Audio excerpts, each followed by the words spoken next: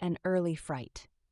In Styria, we, though by no means magnificent people, inhabit a castle or Schloss. A small income in that part of the world goes a great way. 800 or 900 a year does wonders. Scantily enough ours would have answered among wealthy people at home. My father is English, and I bear an English name, although I never saw England. But here in this lonely and primitive place, where everything is so marvelously cheap, I really don't see how ever so much more money would at all materially add to our comforts or even luxuries. My father was in the Austrian service and retired upon a pension and his patrimony, and purchased this feudal residence and the small estate on which it stands, a bargain. Nothing can be more picturesque or solitary. It stands on a slight eminence in a forest. The road, very old and narrow, passes in front of its drawbridge, never raised in my time, and its moat stocked with perch, and sailed over by many swans, and floating on its surface white fleets of water lilies. Over all this, the Schloss shows its many-windowed front, its towers and its Gothic chapel. The forest opens in an irregular and very picturesque glade before its gate, and at the right a steep Gothic bridge carries the road over a stream that winds in deep shadow through the wood. I have said that this is a very lonely place. Judge whether I say truth. Looking from the hall door towards the road, the forest in which our castle stands extends 15 miles to the right and 12 to the left. The nearest inhabited village is about 7 of your English miles to the left.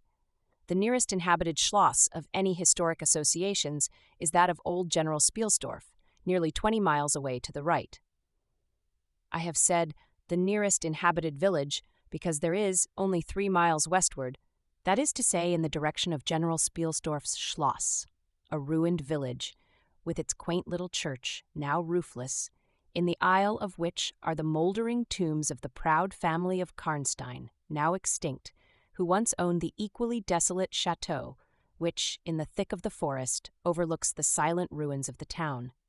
Respecting the cause of the desertion of this striking and melancholy spot, there is a legend which I shall relate to you another time. I must tell you now how very small is the party who constitute the inhabitants of our castle. I don't include servants or those dependents who occupy rooms in the buildings attached to the Schloss. Listen and wonder. My father, who is the kindest man on earth but growing old, and I, at the date of my story, only 19. 8 years have passed since then. I and my father constituted the family at the Schloss. My mother, a Styrian lady, died in my infancy, but I had a good-natured governess who had been with me from, I might almost say, my infancy. I could not remember the time when her fat, benignant face was not a familiar picture in my memory. This was Madame Perrodon, a native of Bern, whose care and good nature now in part supplied to me the loss of my mother, whom I do not even remember, so early I lost her. She made a third at our little dinner party. There was a fourth, Mademoiselle de La Fontaine, a lady such as you term, I believe, a finishing governess. She spoke French and German, Madame Perrodon French and broken English, to which my father and I added English, which, partly to prevent its becoming a lost language among us, and partly from patriotic motives, we spoke every day. The consequence was a babel, at which strangers used to laugh, and which I shall make no attempt to reproduce in this narrative. And there were 2 or 3 young lady friends besides, pretty nearly of my own age, who were occasional visitors for longer or shorter terms, and these visits I sometimes returned. These were our regular social resources, but of course there were chance visits from neighbors of only 5 or 6 leagues distance. My life was, notwithstanding, rather a solitary one, I can assure you. My gouvernantes had just so much control over me as you might conjecture such sage persons would have in the case of a rather spoiled girl whose only parent allowed her pretty nearly her own way in everything. The first occurrence in my existence, which produced a terrible impression upon my mind, which, in fact, never has been effaced, was one of the very earliest incidents of my life which I can recollect. Some people will think it so trifling that it should not be recorded here. You will see, however, by and by, why I mention it. The nursery, as it was called, though I had it all to myself, was a large room in the upper story of the castle, with a steep oak roof. I can't have been more than 6 years old, when one night I awoke, and looking round the room from my bed, failed to see the nursery maid. Neither was my nurse there, and I thought myself alone. I was not frightened, for I was one of those happy children who are studiously kept in ignorance of ghost stories, of fairy tales, and of all such lore as makes us cover up our heads when the door cracks suddenly, or the flicker of an expiring candle makes the shadow of a bedpost dance upon the wall nearer to our faces. I was vexed and insulted at finding myself, as I conceived, neglected, and I began to whimper, preparatory to a hearty bout of roaring, when to my surprise I saw a solemn but very pretty face looking at me from the side of the bed. It was that of a young lady who was kneeling, with her hands under the coverlet. I looked at her with a kind of pleased wonder, and ceased whimpering. She caressed me with her hands, and lay down beside me on the bed, and drew me towards her, smiling. I felt immediately delightfully soothed, and fell asleep again. I was wakened by a sensation as if 2 needles ran into my breast very deep at the same moment, and I cried loudly. The lady started back, with her eyes fixed on me, and then slipped down upon the floor, and, as I thought, hid herself under the bed. I was now for the first time frightened, and I yelled with all my might and main. Nurse, nursery maid, housekeeper, all came running in, and hearing my story, they made light of it, soothing me all they could meanwhile. But, child as I was, I could perceive that their faces were pale with an unwonted look of anxiety, and I saw them look under the bed, and about the room, and peep under tables, and pluck open cupboards, and the housekeeper whispered to the nurse, "Lay your hand along that hollow in the bed. Someone did lie there, so sure as you did not, the place is still warm." I remember the nursery maid petting me, and all 3 examining my chest, where I told them I felt the puncture, and pronouncing that there was no sign visible that any such thing had happened to me. The housekeeper and the 2 other servants who were in charge of the nursery remained sitting up all night. And from that time a servant always sat up in the nursery until I was about 14. I was very nervous for a long time after this. A doctor was called in. He was pallid and elderly. How well I remember his long saturnine face, slightly pitted with smallpox, and his chestnut wig. For a good while, every second day, he came and gave me medicine, which of course I hated. The morning after I saw this apparition, I was in a state of terror, and could not bear to be left alone, daylight though it was, for a moment. I remember my father coming up and standing at the bedside and talking cheerfully and asking the nurse a number of questions, and laughing very heartily at one of the answers, and patting me on the shoulder and kissing me and telling me not to be frightened, that it was nothing but a dream and could not hurt me. But I was not comforted, for I knew the visit of the strange woman was not a dream, and I was awfully frightened. I was a little consoled by the nursery maid's assuring me that it was she who had come and looked at me, and lain down beside me in the bed, and that I must have been half dreaming not to have known her face. But this, though supported by the nurse, did not quite satisfy me. I remembered, in the course of that day, a venerable old man in a black cassock coming into the room with the nurse and housekeeper, and talking a little to them, and very kindly to me. His face was very sweet and gentle, and he told me they were going to pray, and joined my hands together, and desired me to say softly while they were praying, "Lord, hear all good prayers for us, for Jesus' sake." I think these were the very words, for I often repeated them to myself, and my nurse used for years to make me say them in my prayers. I remembered so well the thoughtful sweet face of that white-haired old man in his black cassock as he stood in that rude, lofty, brown room, with the clumsy furniture of a fashion 300 years old about him, and the scanty light entering its shadowy atmosphere through the small lattice. He kneeled, and the 3 women with him, and he prayed aloud with an earnest, quavering voice for, what appeared to me, a long time. I forget all my life preceding that event, and for some time after it is all obscure also, but the scenes I have just described stand out vivid as the isolated pictures of the phantasmagoria surrounded by darkness.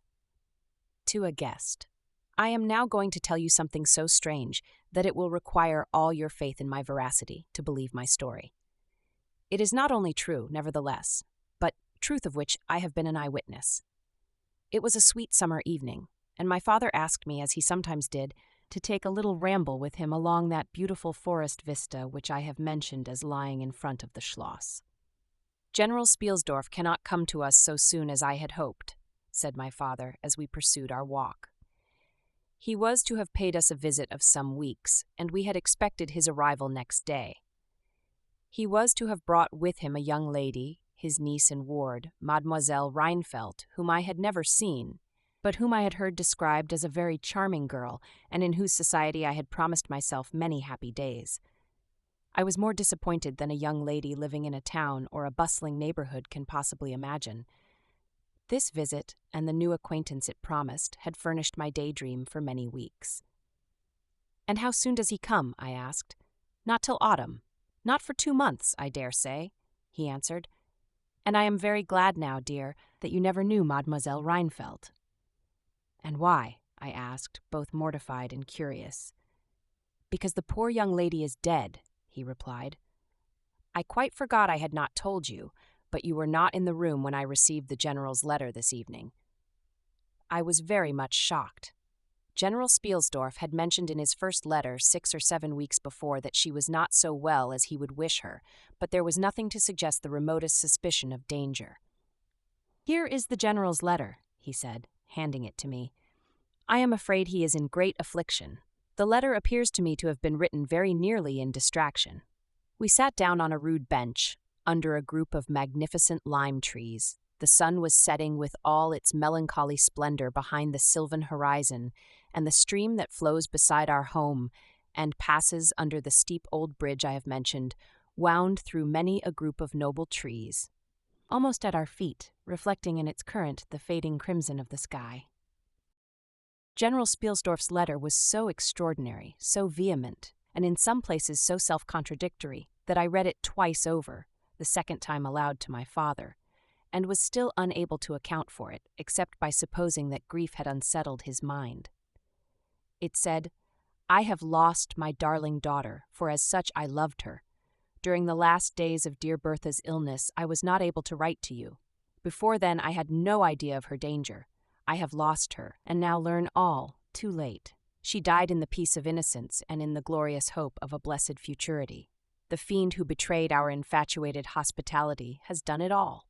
I thought I was receiving into my house innocence, gaiety, a charming companion for my lost Bertha. Heavens, what a fool have I been! I thank God my child died without a suspicion of the cause of her sufferings. She is gone without so much as conjecturing the nature of her illness, and the accursed passion of the agent of all this misery. I devote my remaining days to tracking and extinguishing a monster. I am told I may hope to accomplish my righteous and merciful purpose. At present there is scarcely a gleam of light to guide me. I curse my conceited incredulity, my despicable affectation of superiority, my blindness, my obstinacy, all too late. I cannot write or talk collectedly now. I am distracted. So soon as I shall have a little recovered, I mean to devote myself for a time to inquiry, which may possibly lead me as far as Vienna. Sometime in the autumn, 2 months hence, or earlier if I live, I will see you. That is, if you permit me. I will then tell you all that I scarce dare put upon paper now. Farewell. Pray for me, dear friend." In these terms ended this strange letter. Though I had never seen Bertha Reinfeldt, my eyes filled with tears at the sudden intelligence. I was startled, as well as profoundly disappointed. The sun had now set, and it was twilight by the time I had returned the General's letter to my father. It was a soft, clear evening, and we loitered, speculating upon the possible meanings of the violent and incoherent sentences which I had just been reading. We had nearly a mile to walk before reaching the road that passes the Schloss in front, and by that time the moon was shining brilliantly. At the drawbridge we met Madame Perrodon and Mademoiselle de La Fontaine, who had come out without their bonnets to enjoy the exquisite moonlight. We heard their voices gabbling in animated dialogue as we approached. We joined them at the drawbridge and turned about to admire with them the beautiful scene. The glade through which we had just walked lay before us. At our left the narrow road wound away under clumps of lordly trees and was lost to sight amid the thickening forest. At the right the same road crosses the steep and picturesque bridge, near which stands a ruined tower which once guarded that pass, and beyond the bridge an abrupt eminence rises, covered with trees, and showing in the shadows some gray, ivy-clustered rocks. Over the sward and low grounds a thin film of mist was stealing like smoke, marking the distances with a transparent veil. And here and there we could see the river faintly flashing in the moonlight. No softer, sweeter scene could be imagined. The news I had just heard made it melancholy, but nothing could disturb its character of profound serenity and the enchanted glory and vagueness of the prospect. My father, who enjoyed the picturesque, and I stood looking in silence over the expanse beneath us. The two good governesses, standing a little way behind us, discoursed upon the scene, and were eloquent upon the moon. Madame Perrodon was fat, middle-aged, and romantic, and talked and sighed poetically. Mademoiselle de La Fontaine, in right of her father, who was a German, assumed to be psychological, metaphysical, and something of a mystic, now declared that when the moon shone with a light so intense it was well known that it indicated a special spiritual activity. The effect of the full moon in such a state of brilliancy was manifold. It acted on dreams, it acted on lunacy, it acted on nervous people, it had marvelous physical influences connected with life. Mademoiselle related that her cousin, who was mate of a merchant ship, having taken a nap on deck on such a night, lying on his back, with his face full in the light on the moon, had wakened after a dream of an old woman clawing him by the cheek, with his features horribly drawn to one side, and his countenance had never quite recovered its equilibrium. "The moon, this night," she said, "is full of idyllic and magnetic influence, and see, when you look behind you at the front of the Schloss, how all its windows flash and twinkle with that silvery splendor, as if unseen hands had lighted up the rooms to receive fairy guests. There are indolent styles of the spirits in which, indisposed to talk ourselves, the talk of others is pleasant to our listless ears," and I gazed on, pleased with the tinkle of the ladies' conversation.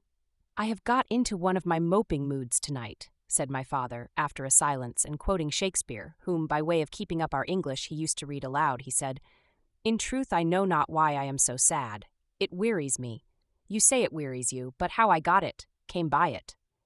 I forget the rest, but I feel as if some great misfortune were hanging over us. I suppose the poor general's afflicted letter has had something to do with it."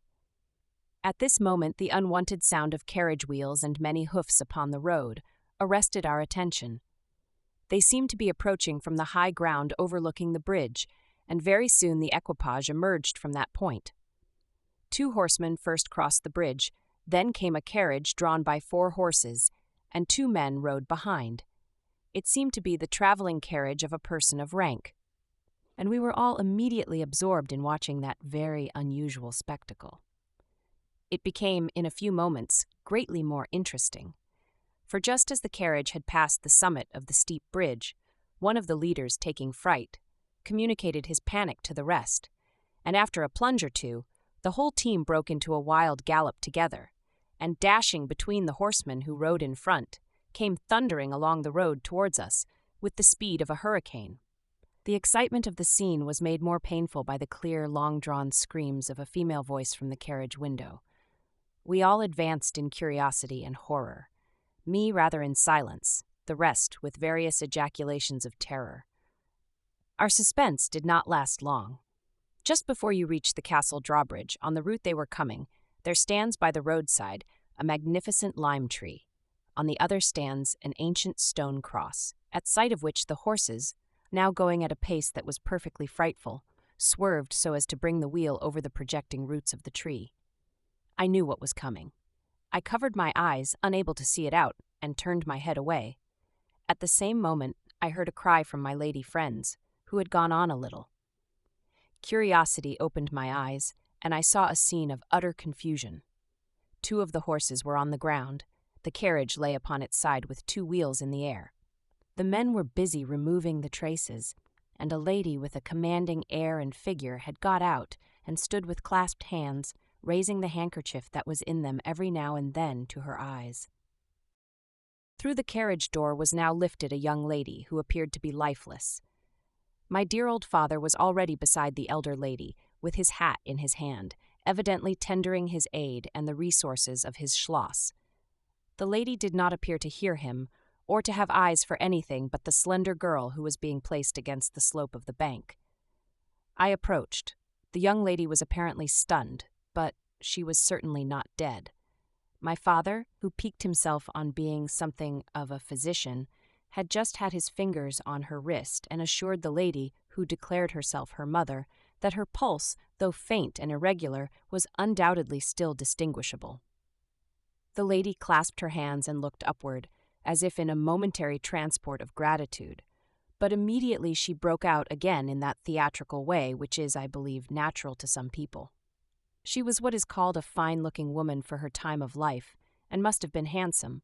She was tall but not thin, and dressed in black velvet, and looked rather pale, but with a proud and commanding countenance, though now agitated strangely. "Who was ever being so born to calamity?" I heard her say with clasped hands as I came up. "Here am I, on a journey of life and death, in prosecuting which to lose an hour is possibly to lose all. My child will not have recovered sufficiently to resume her route for who can say how long. I must leave her. I cannot, dare not, delay. How far on, sir, can you tell, is the nearest village? I must leave her there, and shall not see my darling, or even hear of her till my return, 3 months hence." I plucked my father by the coat, and whispered earnestly in his ear, "Oh, papa, pray ask her to let her stay with us. It would be so delightful. Do pray. If madame will entrust her child to the care of my daughter, and of her good gouvernante, Madame Perrodon, and permit her to remain as our guest, under my charge, until her return, it will confer a distinction and an obligation upon us, and we shall treat her with all the care and devotion which so sacred a trust deserves." "I cannot do that, sir. It would be to task your kindness and chivalry too cruelly," said the lady distractedly. "It would, on the contrary, be to confer on us a very great kindness at the moment when we most need it. My daughter has just been disappointed by a cruel misfortune, in a visit from which she had long anticipated a great deal of happiness. If you confide this young lady to our care, it will be her best consolation. The nearest village on your route is distant and affords no such inn as you could think of placing your daughter at. You cannot allow her to continue her journey for any considerable distance without danger. If, as you say, you cannot suspend your journey, you must part with her tonight, and nowhere could you do so with more honest assurances of care and tenderness than here." There was something in this lady's air and appearance so distinguished and even imposing, and in her manner so engaging, as to impress one, quite apart from the dignity of her equipage, with a conviction that she was a person of consequence. By this time the carriage was replaced in its upright position, and the horses, quite tractable, in the traces again. The lady threw on her daughter a glance, which I fancied was not quite so affectionate, as one might have anticipated from the beginning of the scene. Then she beckoned slightly to my father, and withdrew 2 or 3 steps with him out of hearing, and talked to him with a fixed and stern countenance, not at all like that with which she had hitherto spoken. I was filled with wonder that my father did not seem to perceive the change, and also unspeakably curious to learn what it could be that she was speaking, almost in his ear, with so much earnestness and rapidity. 2 or 3 minutes at most, I think, she remained thus employed. Then she turned, and a few steps brought her to where her daughter lay, supported by Madame Perrodon. She kneeled beside her for a moment and whispered, as Madame supposed, a little benediction in her ear. Then, hastily kissing her, she stepped into her carriage. The door was closed, the footmen in stately liveries jumped up behind, the outriders spurred on, the postilions cracked their whips. The horses plunged and broke suddenly into a furious canter that threatened soon again to become a gallop, and the carriage whirled away, followed at the same rapid pace by the 2 horsemen in the rear. We compare notes. We followed the cortege with our eyes until it was swiftly lost to sight in the misty wood, and the very sound of the hoofs and the wheels died away in the silent night air. Nothing remained to assure us that the adventure had not been an illusion of a moment, but the young lady, who just at that moment opened her eyes. I could not see, for her face was turned from me, but she raised her head, evidently looking about her, and I heard a very sweet voice ask complainingly, "Where is Mamma?" Our good Madame Perrodon answered tenderly, and added some comfortable assurances. I then heard her ask, "Where am I? What is this place?" And after that she said, "I don't see the carriage, and Matska, where is she?" Madame answered all her questions in so far as she understood them, and gradually the young lady remembered how the misadventure came about, and was glad to hear that no one in or in attendance on the carriage was hurt. And on learning that her mamma had left her here till her return in about 3 months, she wept. I was going to add my consolations to those of Madame Perrodon when Mademoiselle de La Fontaine placed her hand upon my arm, saying, "Don't approach. One at a time is as much as she can at present converse with. A very little excitement would possibly overpower her now. As soon as she is comfortably in bed," I thought, "I will run up to her room and see her." My father, in the meantime, had sent a servant on horseback for the physician, who lived about 2 leagues away, and a bedroom was being prepared for the young lady's reception. The stranger now rose, and leaning on Madame's arm, walked slowly over the drawbridge and into the castle gate. In the hall, servants waited to receive her, and she was conducted forthwith to her room. The room we usually sat in as our drawing-room is long, having 4 windows that looked over the moat and drawbridge upon the forest scene I have just described.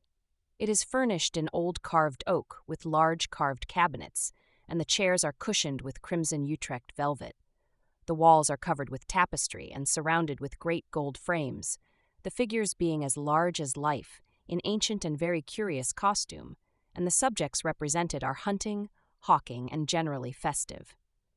It is not too stately to be extremely comfortable.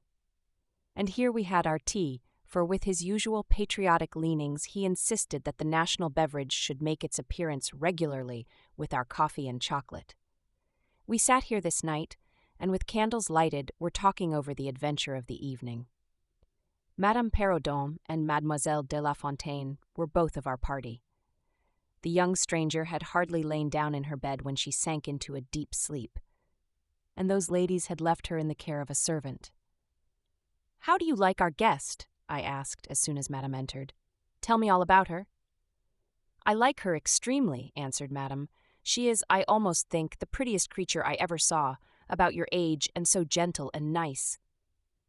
"She is absolutely beautiful," threw in Mademoiselle, who had peeped for a moment into the stranger's room. "And such a sweet voice," added Madame Perrodon. "Did you remark a woman in the carriage, after it was set up again, who did not get out?" inquired Mademoiselle, "but only looked from the window." "No, we had not seen her." Hen she described a hideous black woman, with a sort of colored turban on her head, and who was gazing all the time from the carriage window, nodding and grinning derisively towards the ladies, with gleaming eyes and large white eyeballs, and her teeth set as if in fury. "Did you remark what an ill-looking pack of men the servants were?" asked Madame. "Yes," said my father, who had just come in, "ugly hangdog-looking fellows as ever I beheld in my life. I hope they mayn't rob the poor lady in the forest. They are clever rogues, however. They got everything to rights in a minute." "I dare say they are worn out with too long traveling," said Madame. "Besides looking wicked, their faces were so strangely lean and dark and sullen. I am very curious, I own, but I dare say the young lady will tell you all about it tomorrow if she is sufficiently recovered." "I don't think she will," said my father with a mysterious smile, and a little nod of his head, as if he knew more about it than he cared to tell us. This made us all the more inquisitive as to what had passed between him and the lady in the black velvet, in the brief but earnest interview that had immediately preceded her departure. We were scarcely alone when I entreated him to tell me. He did not need much pressing. "There is no particular reason why I should not tell you." She expressed a reluctance to trouble us with the care of her daughter, saying she was in delicate health and nervous but not subject to any kind of seizure. She volunteered that, nor to any illusion, being in fact perfectly sane. "How very odd to say all that," I interpolated. "It was so unnecessary." "At all events, it was said," he laughed. "And as you wish to know all that passed, which was indeed very little, I tell you." She then said, "I am making a long journey of vital importance." She emphasized the word rapid and secret. "I shall return for my child in 3 months. In the meantime, she will be silent as to who we are, whence we come, and whither we are traveling." That is all she said. She spoke very pure French. When she said the word secret, she paused for a few seconds, looking sternly, her eyes fixed on mine. I fancy she makes a great point of that. You saw how quickly she was gone. I hope I have not done a very foolish thing in taking charge of the young lady. For my part, I was delighted. I was longing to see and talk to her, and only waiting till the doctor should give me leave.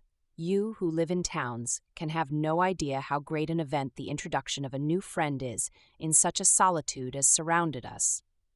The doctor did not arrive till nearly 1 o'clock, but I could no more have gone to my bed and slept than I could have overtaken on foot the carriage in which the princess in black velvet had driven away. When the physician came down to the drawing-room, it was to report very favorably upon his patient. She was now sitting up, her pulse quite regular, apparently perfectly well. She had sustained no injury, and the little shock to her nerves had passed away quite harmlessly. There could be no harm certainly in my seeing her, if we both wished it, and with this permission I sent, forthwith, to know whether she would allow me to visit her for a few minutes in her room. The servant returned immediately to say that she desired nothing more. You may be sure I was not long in availing myself of this permission. Our visitor lay in one of the handsomest rooms in the Schloss. It was, perhaps, a little stately. There was a somber piece of tapestry opposite the foot of the bed, representing Cleopatra with the asps to her bosom, and other solemn classic scenes were displayed, a little faded, upon the other walls. But there was gold carving and rich and varied color enough in the other decorations of the room to more than redeem the gloom of the old tapestry. There were candles at the bedside. She was sitting up, her slender pretty figure enveloped in the soft silk dressing gown, embroidered with flowers, and lined with thick quilted silk, which her mother had thrown over her feet as she lay upon the ground. What was it that, as I reached the bedside and had just begun my little greeting, struck me dumb in a moment, and made me recoil a step or two from before her? I will tell you. I saw the very face which had visited me in my childhood at night, which remained so fixed in my memory, and on which I had for so many years so often ruminated with horror, when no one suspected of what I was thinking. It was pretty, even beautiful, and when I first beheld it, wore the same melancholy expression. But this almost instantly lighted into a strange fixed smile of recognition. There was a silence of fully a minute, and then at length she spoke. I could not. "How wonderful!" she exclaimed. "12 years ago I saw your face in a dream, and it has haunted me ever since."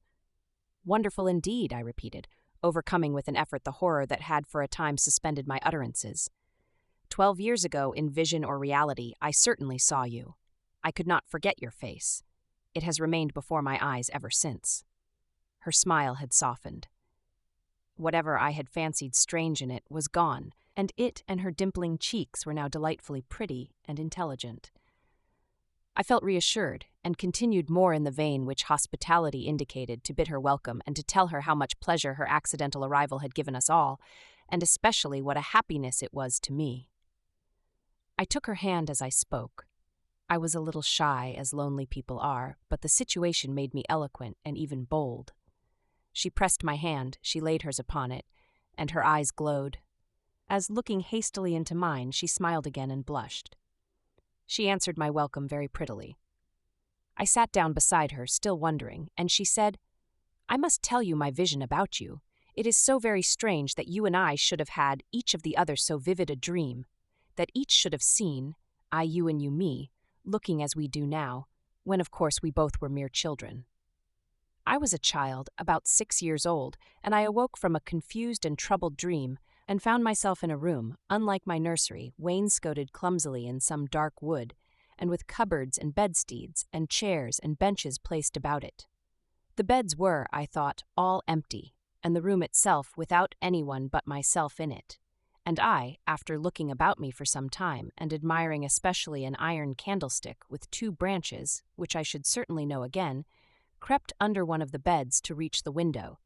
But, as I got from under the bed, I heard someone crying, and looking up while I was still upon my knees, I saw you, most assuredly you, as I see you now, a beautiful young lady with golden hair and large blue eyes and lips, you as you are here. Your looks won me. I climbed on the bed and put my arms about you, and I think we both fell asleep. I was aroused by a scream. You were sitting up screaming. I was frightened and slipped down upon the ground, and it seemed to me, lost consciousness for a moment, and when I came to myself, I was again in my nursery at home. Your face I have never forgotten since. I could not be misled by mere resemblance. You are the lady whom I saw then.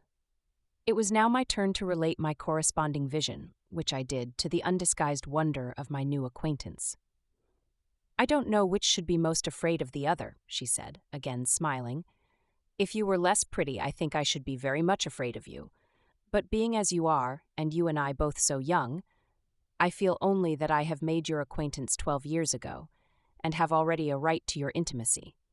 At all events, it does seem as if we were destined, from our earliest childhood, to be friends. I wonder whether you feel as strangely drawn towards me as I do to you. I have never had a friend. Shall I find one now?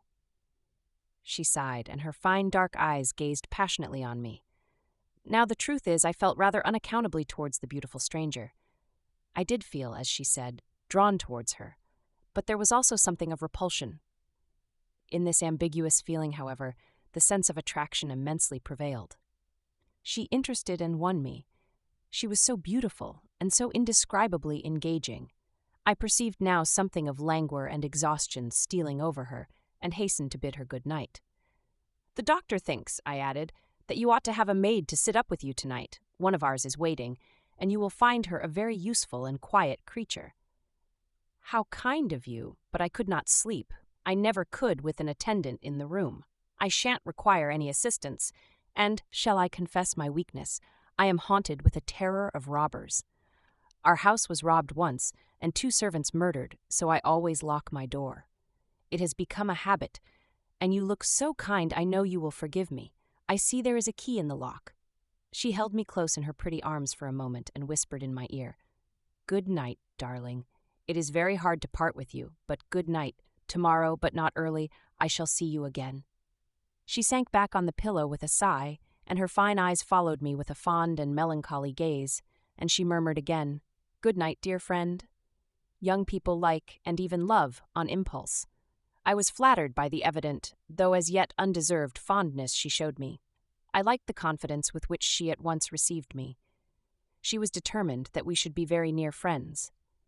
Next day came, and we met again. I was delighted with my companion, that is to say, in many respects. Her looks lost nothing in daylight. She was certainly the most beautiful creature I had ever seen, and the unpleasant remembrance of the face presented in my early dream had lost the effect of the first unexpected recognition. She confessed that she had experienced a similar shock on seeing me, and precisely the same faint antipathy that had mingled with my admiration of her. We now laughed together over our momentary horrors. Her habits a saunter. I told you that I was charmed with her in most particulars. There were some that did not please me so well. She was above the middle height of women. I shall begin by describing her. She was slender and wonderfully graceful, except that her movements were languid, very languid. Indeed, there was nothing in her appearance to indicate an invalid. Her complexion was rich and brilliant. Her features were small and beautifully formed, her eyes large, dark, and lustrous. Her hair was quite wonderful. I never saw hair so magnificently thick and long when it was down about her shoulders. I have often placed my hands under it and laughed with wonder at its weight. It was exquisitely fine and soft, and in color a rich, very dark brown with something of gold. I loved to let it down, tumbling with its own weight. As in her room, she lay back in her chair, talking in her sweet, low voice. I used to fold and braid it, and spread it out and play with it. Heavens, if I had but known all! I said there were particulars which did not please me. I have told you that her confidence won me the first night I saw her, but I found that she exercised with respect to herself, her mother, her history, everything in fact connected with her life, plans, and people, an ever-wakeful reserve. I dare say I was unreasonable. Perhaps I was wrong. I dare say I ought to have respected the solemn injunction laid upon my father by the stately lady in black velvet. But curiosity is a restless and unscrupulous passion, and no one girl can endure with patience that hers should be baffled by another. What harm could it do anyone to tell me what I so ardently desired to know? Had she no trust in my good sense or honor? Why would she not believe me when I assured her so solemnly that I would not divulge one syllable of what she told me to any mortal breathing? There was a coldness, it seemed to me, beyond her years in her smiling melancholy, persistent refusal to afford me the least ray of light. I cannot say we quarreled upon this point, for she would not quarrel upon any. It was, of course, very unfair of me to press her, very ill-bred, but I really could not help it, and I might just as well have let it alone. What she did tell me amounted, in my unconscionable estimation, to nothing. It was all summed up in 3 very vague disclosures. First, her name was Carmilla. Second, her family was very ancient and noble. Third, her home lay in the direction of the west. She would not tell me the name of her family, nor their armorial bearings, nor the name of their estate, nor even that of the country they lived in. You are not to suppose that I worried her incessantly on these subjects. I watched opportunity, and rather insinuated than urged my inquiries. Once or twice, indeed, I did attack her more directly, but no matter what my tactics, utter failure was invariably the result. Reproaches and caresses were all lost upon her.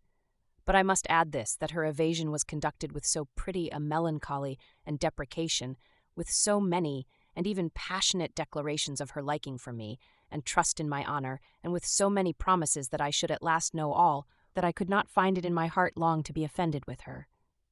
She used to place her pretty arms about my neck, draw me to her, and laying her cheek to mine, murmur with her lips near my ear, "Dearest, your little heart is wounded.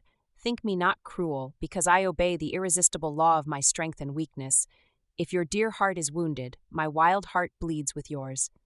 In the rapture of my enormous humiliation, I live in your warm life, and you shall die, sweetly die into mine. I cannot help it. As I draw near to you, you, in your turn, will draw near to others, and learn the rapture of that cruelty, which yet is love. So, for a while, seek to know no more of me and mine, but trust me with all your loving spirit." And when she had spoken such a rhapsody, she would press me more closely in her trembling embrace, and her lips in soft kisses gently glow upon my cheek. Her agitations and her language were unintelligible to me.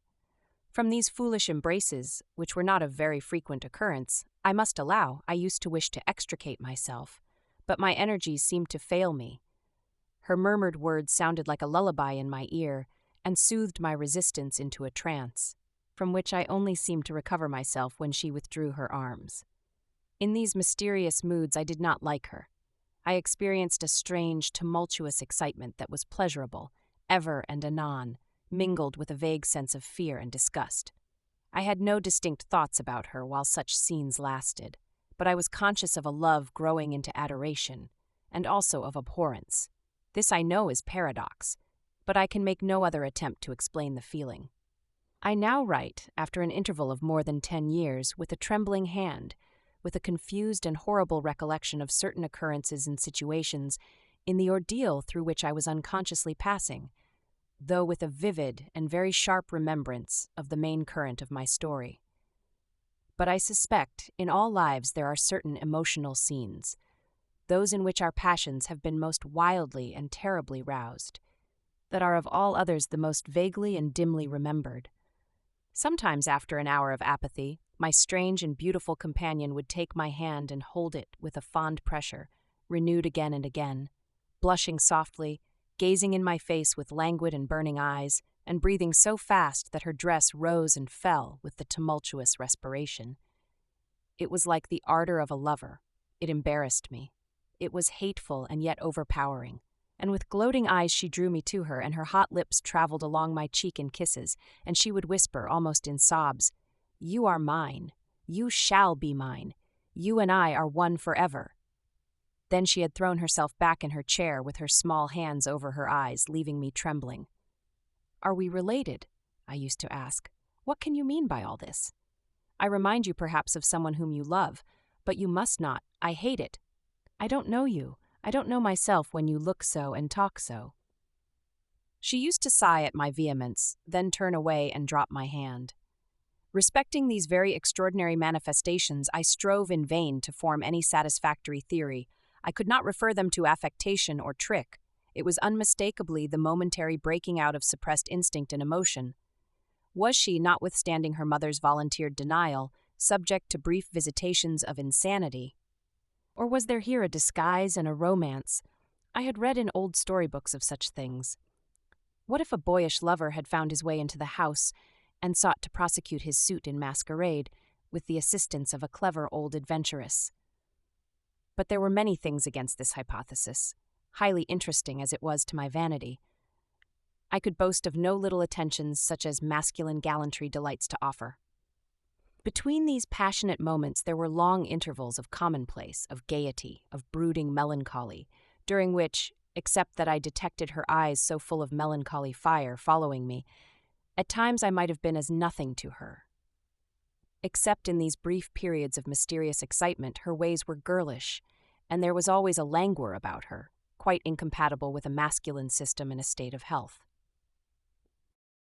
In some respects, her habits were odd, perhaps not so singular in the opinion of a town lady like you as they appeared to us rustic people. She used to come down very late, generally not till 1 o'clock. She would then take a cup of chocolate, but eat nothing. We then went out for a walk, which was a mere saunter, and she seemed almost immediately exhausted, and either returned to the Schloss or sat on one of the benches that were placed here and there among the trees. This was a bodily languor, in which her mind did not sympathize. She was always an animated talker, and very intelligent. She sometimes alluded for a moment to her own home, or mentioned an adventure or situation, or an early recollection, which indicated a people of strange manners and described customs of which we knew nothing. I gathered from these chance hints that her native country was much more remote than I had at first fancied. As we sat thus one afternoon under the trees, a funeral passed us by. It was that of a pretty young girl, whom I had often seen, the daughter of one of the rangers of the forest. The poor man was walking behind the coffin of his darling. She was his only child, and he looked quite heartbroken. Peasants walking 2 and 2 came behind. They were singing a funeral hymn. I rose to mark my respect as they passed, and joined in the hymn they were very sweetly singing. My companion shook me a little roughly, and I turned surprised. She said brusquely, "Don't you perceive how discordant that is?" "I think it very sweet, on the contrary," I answered, vexed at the interruption, and very uncomfortable, lest the people who composed the little procession should observe and resent what was passing. I resumed, therefore, instantly, and was again interrupted. "You pierce my ears," said Carmilla, almost angrily, and stopping her ears with her tiny fingers. "Besides, how can you tell that your religion and mine are the same? Your forms wound me, and I hate funerals. What a fuss! Why, you must die, everyone must die, and all are happier when they do. Come home." "My father has gone on with the clergyman to the churchyard. I thought you knew she was to be buried today." I don't trouble my head about peasants. I don't know who she is," answered Carmilla, with a flash from her fine eyes. "She is the poor girl who fancied she saw a ghost a fortnight ago and has been dying ever since till yesterday when she expired." "Tell me nothing about ghosts. I shan't sleep tonight if you do." "I hope there is no plague or fever coming. All this looks very like it," I continued. "The swineherd's young wife died only a week ago, and she thought something seized her by the throat as she lay in her bed and nearly strangled her. Papa says such horrible fancies do accompany some forms of fever. She was quite well the day before. She sank afterwards and died before a week. Well, her funeral is over, I hope, and her hymn sung, and our ears shan't be tortured with that discord and jargon. It has made me nervous. Sit down here beside me, sit close, hold my hand, press it harder." We had moved a little back and had come to another seat. She sat down. Her face underwent a change that alarmed and even terrified me for a moment. It darkened and became horribly livid. Her teeth and hands were clenched, and she frowned and compressed her lips, while she stared down upon the ground at her feet, and trembled all over with a continued shudder as irrepressible as ague. All her energies seemed strained to suppress a fit, with which she was then breathlessly tugging. And at length a low convulsive cry of suffering broke from her, and gradually the hysteria subsided. "There, that comes of strangling people with hymns," she said at last. hold me still, it is passing away." And so gradually it did, and perhaps to dissipate the somber impression which the spectacle had left upon me, she became unusually animated and chatty, and so we got home. This was the first time I had seen her exhibit any definable symptoms of that delicacy of health which her mother had spoken of. It was the first time, also, I had seen her exhibit anything like temper. Both passed away like a summer cloud, and never but once afterwards did I witness on her part a momentary sign of anger. I will tell you how it happened. She and I were looking out of one of the long drawing-room windows, when there entered the courtyard, over the drawbridge, a figure of a wanderer whom I knew very well. He used to visit the Schloss generally twice a year. It was the figure of a hunchback with the sharp, lean features that generally accompany deformity. He wore a pointed black beard, and he was smiling from ear to ear, showing his white fangs.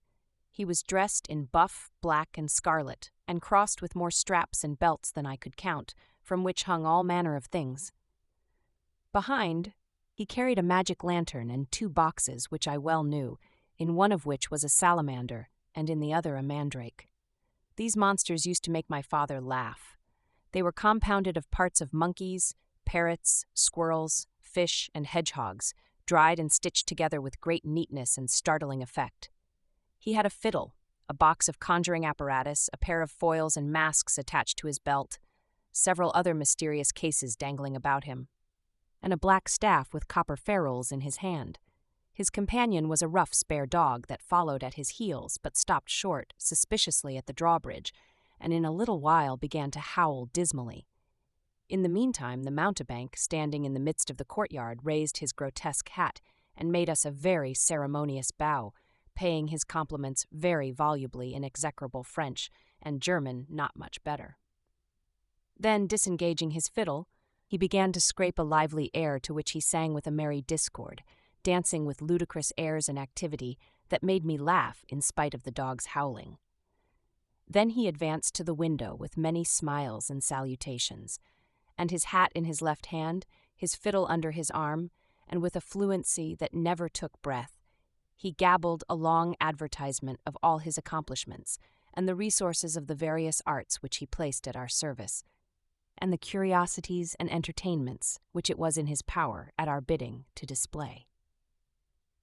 "Will your ladyships be pleased to buy an amulet against the umpire, which is going like the wolf, I hear, through these woods?" he said, dropping his hat on the pavement. "They are dying of it right and left, and here is a charm that never fails, only pinned to the pillow, and you may laugh in his face." These charms consisted of oblong slips of vellum, with cabalistic ciphers and diagrams upon them.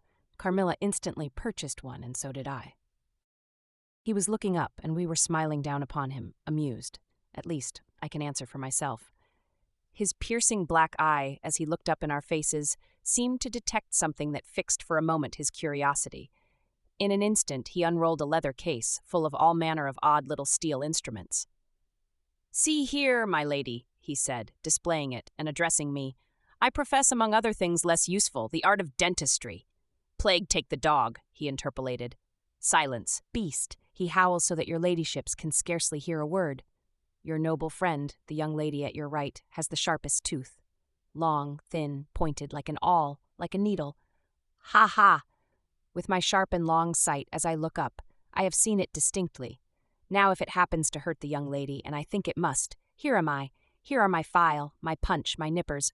I will make it round and blunt, if her ladyship pleases. No longer the tooth of a fish, but of a beautiful young lady as she is. Hey, is the young lady displeased? Have I been too bold? Have I offended her?" The young lady, indeed, looked very angry as she drew back from the window. "How dares that mountebank insult us so? Where is your father? I shall demand redress from him. My father would have had the wretch tied up to the pump and flogged with a cart whip and burnt to the bones with the cattle brand." She retired from the window a step or two and sat down, and had hardly lost sight of the offender when her wrath subsided as suddenly as it had risen, and she gradually recovered her usual tone, and seemed to forget the little hunchback and his follies. My father was out of spirits that evening. On coming in, he told us that there had been another case very similar to the 2 fatal ones which had lately occurred. The sister of a young peasant on his estate, only a mile away, was very ill, had been, as she described it, attacked very nearly in the same way, and was now slowly but steadily sinking. All this, said my father, is strictly referable to natural causes. These poor people infect one another with their superstitions, and so repeat in imagination the images of terror that have infested their neighbors. But that very circumstance frightens one horribly, said Carmilla. How so? Inquired my father. I am so afraid of fancying I see such things. I think it would be as bad as reality. We are in God's hands. Nothing can happen without his permission, and all will end well for those who love him. He is our faithful creator. He has made us all and will take care of us. Creator, nature, said the young lady in answer to my gentle father. And this disease that invades the country is natural. Nature. All things proceed from nature, don't they? All things in the heaven, in the earth, and under the earth act and live as nature ordains? I think so. The doctor said he would come here today, said my father after a silence. I want to know what he thinks about it, and what he thinks we had better do. Doctors never did me any good, said Carmilla. Then you have been ill? I asked. More ill than ever you were, she answered. Long ago? Yes, a long time. I suffered from this very illness, but I forget all but my pain and weakness, and they were not so bad as are suffered in other diseases. You were very young then? I dare say, let us talk no more of it. You would not wound a friend. She looked languidly in my eyes and passed her arm round my waist lovingly and led me out of the room. My father was busy over some papers near the window. Why does your papa like to frighten us? Said the pretty girl with a sigh and a little shudder. He doesn't, dear Carmilla. It is the very furthest thing from his mind. Are you afraid, dearest? I should be very much if I fancied there was any real danger of my being attacked as those poor people were. You are afraid to die? Yes, every one is. But to die as lovers may, to die together so that they may live together. Girls are caterpillars while they live in the world, to be finally butterflies when the summer comes. But in the meantime, there are grubs and larvae, don't you see, each with their peculiar propensities, necessities, and structure. So says Monsieur Buffon in his big book in the next room. Later in the day, the doctor came and was closeted with Papa for some time. He was a skillful man of 60 and upwards. He wore powder and shaved his pale face as smooth as a pumpkin. He and Papa emerged from the room together, and I heard Papa laugh and say, as they came out, "Well, I do wonder at a wise man like you. What do you say to hippogriffs and dragons?" The doctor was smiling and made answer, shaking his head. Nevertheless, life and death are mysterious states, and we know little of the resources of either. And so they walked on, and I heard no more.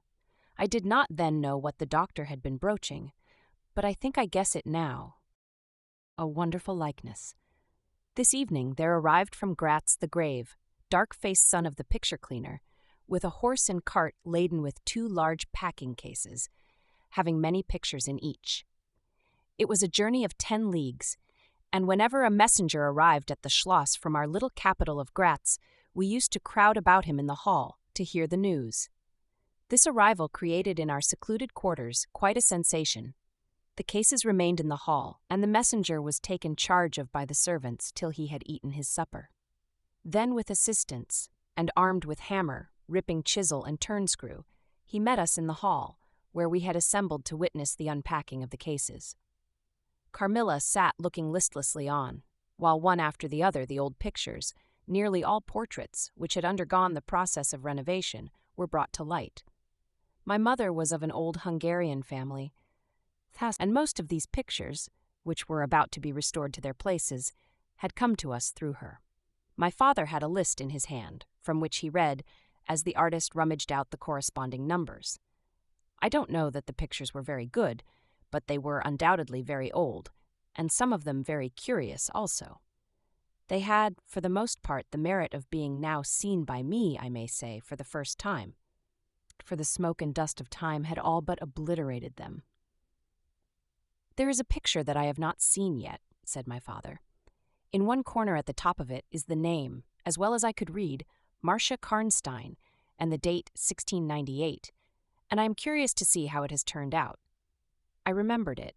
It was a small picture, about 1.5 feet high, and nearly square, without a frame. But it was so blackened by age that I could not make it out. The artist now produced it with evident pride. It was quite beautiful. It was startling. It seemed to live. It was the effigy of Carmilla. Carmilla, dear, here is an absolute miracle. Here you are, living, smiling, ready to speak in this picture.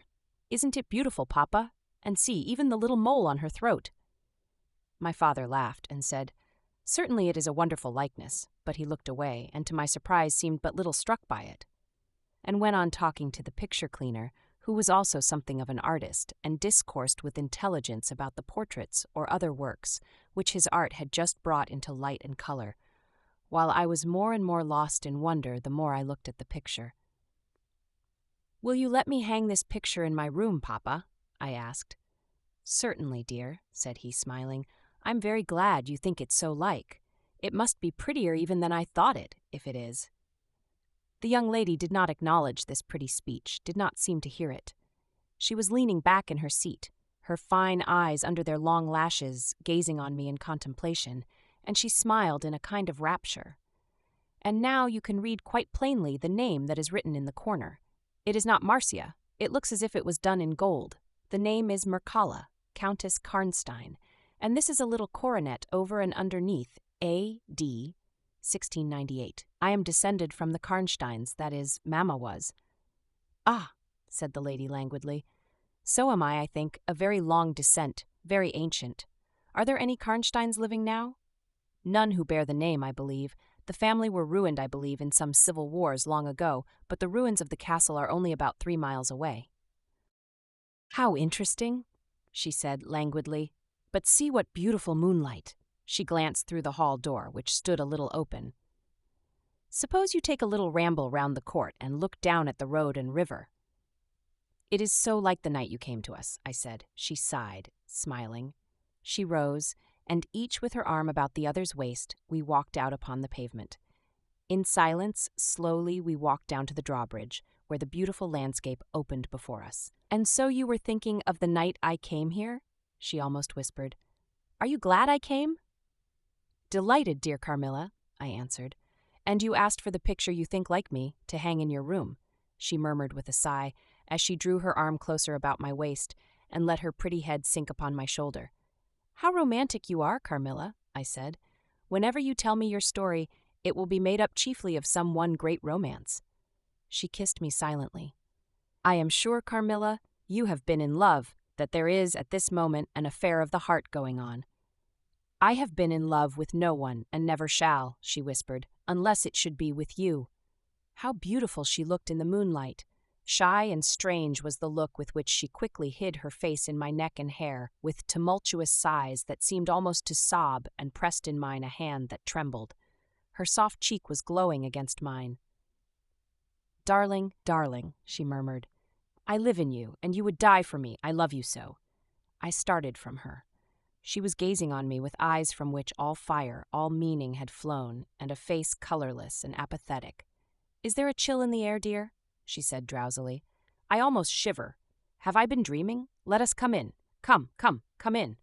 "You look ill, Carmilla, a little faint. You certainly must take some wine," I said. "Yes, I will. I'm better now. I shall be quite well in a few minutes." "Yes, do give me a little wine," answered Carmilla as we approached the door. "Let us look again for a moment. It is the last time, perhaps, I shall see the moonlight with you." "How do you feel now, dear Carmilla? Are you really better?" I asked. I was beginning to take alarm, lest she should have been stricken with the strange epidemic that they said had invaded the country about us. "Papa would be grieved beyond measure," I added, "if he thought you were ever so little ill without immediately letting us know. We have a very skillful doctor near us, the physician who was with Papa today." "I'm sure he is. I know how kind you all are, but, dear child, I am quite well again. There is nothing ever wrong with me, but a little weakness. People say I am languid. I am incapable of exertion. I can scarcely walk as far as a child of 3 years old, and every now and then the little strength I have falters, and I become as you have just seen me. But after all, I am very easily set up again. In a moment I am perfectly myself. See how I have recovered." So indeed she had, and she and I talked a great deal, and very animated she was, and the remainder of that evening passed without any recurrence of what I called her infatuations. I mean her crazy talk and looks, which embarrassed and even frightened me. But there occurred that night an event which gave my thoughts quite a new turn, and seemed to startle even Carmilla's languid nature into momentary energy. A very strange agony. When we got into the drawing room and had sat down to our coffee and chocolate, although Carmilla did not take any, she seemed quite herself again, and Madame and Mademoiselle de La Fontaine joined us and made a little card party, in the course of which Papa came in for what he called his dish of tea. When the game was over, he sat down beside Carmilla on the sofa and asked her, a little anxiously, whether she had heard from her mother since her arrival. She answered, no. He then asked whether she knew where a letter would reach her at present. I cannot tell, she answered ambiguously, but I have been thinking of leaving you. You have been already too hospitable and too kind to me. I have given you an infinity of trouble, and I should wish to take a carriage tomorrow and post in pursuit of her. I know where I shall ultimately find her, although I dare not yet tell you. But you must not dream of any such thing, exclaimed my father, to my great relief. We can't afford to lose you so, and I won't consent to your leaving us, except under the care of your mother, who was so good as to consent to your remaining with us till she should herself return. I should be quite happy if I knew that you heard from her. But this evening, the accounts of the progress of the mysterious disease that has invaded our neighborhood grow even more alarming. And my beautiful guest, I do feel the responsibility, unaided by advice from your mother, very much.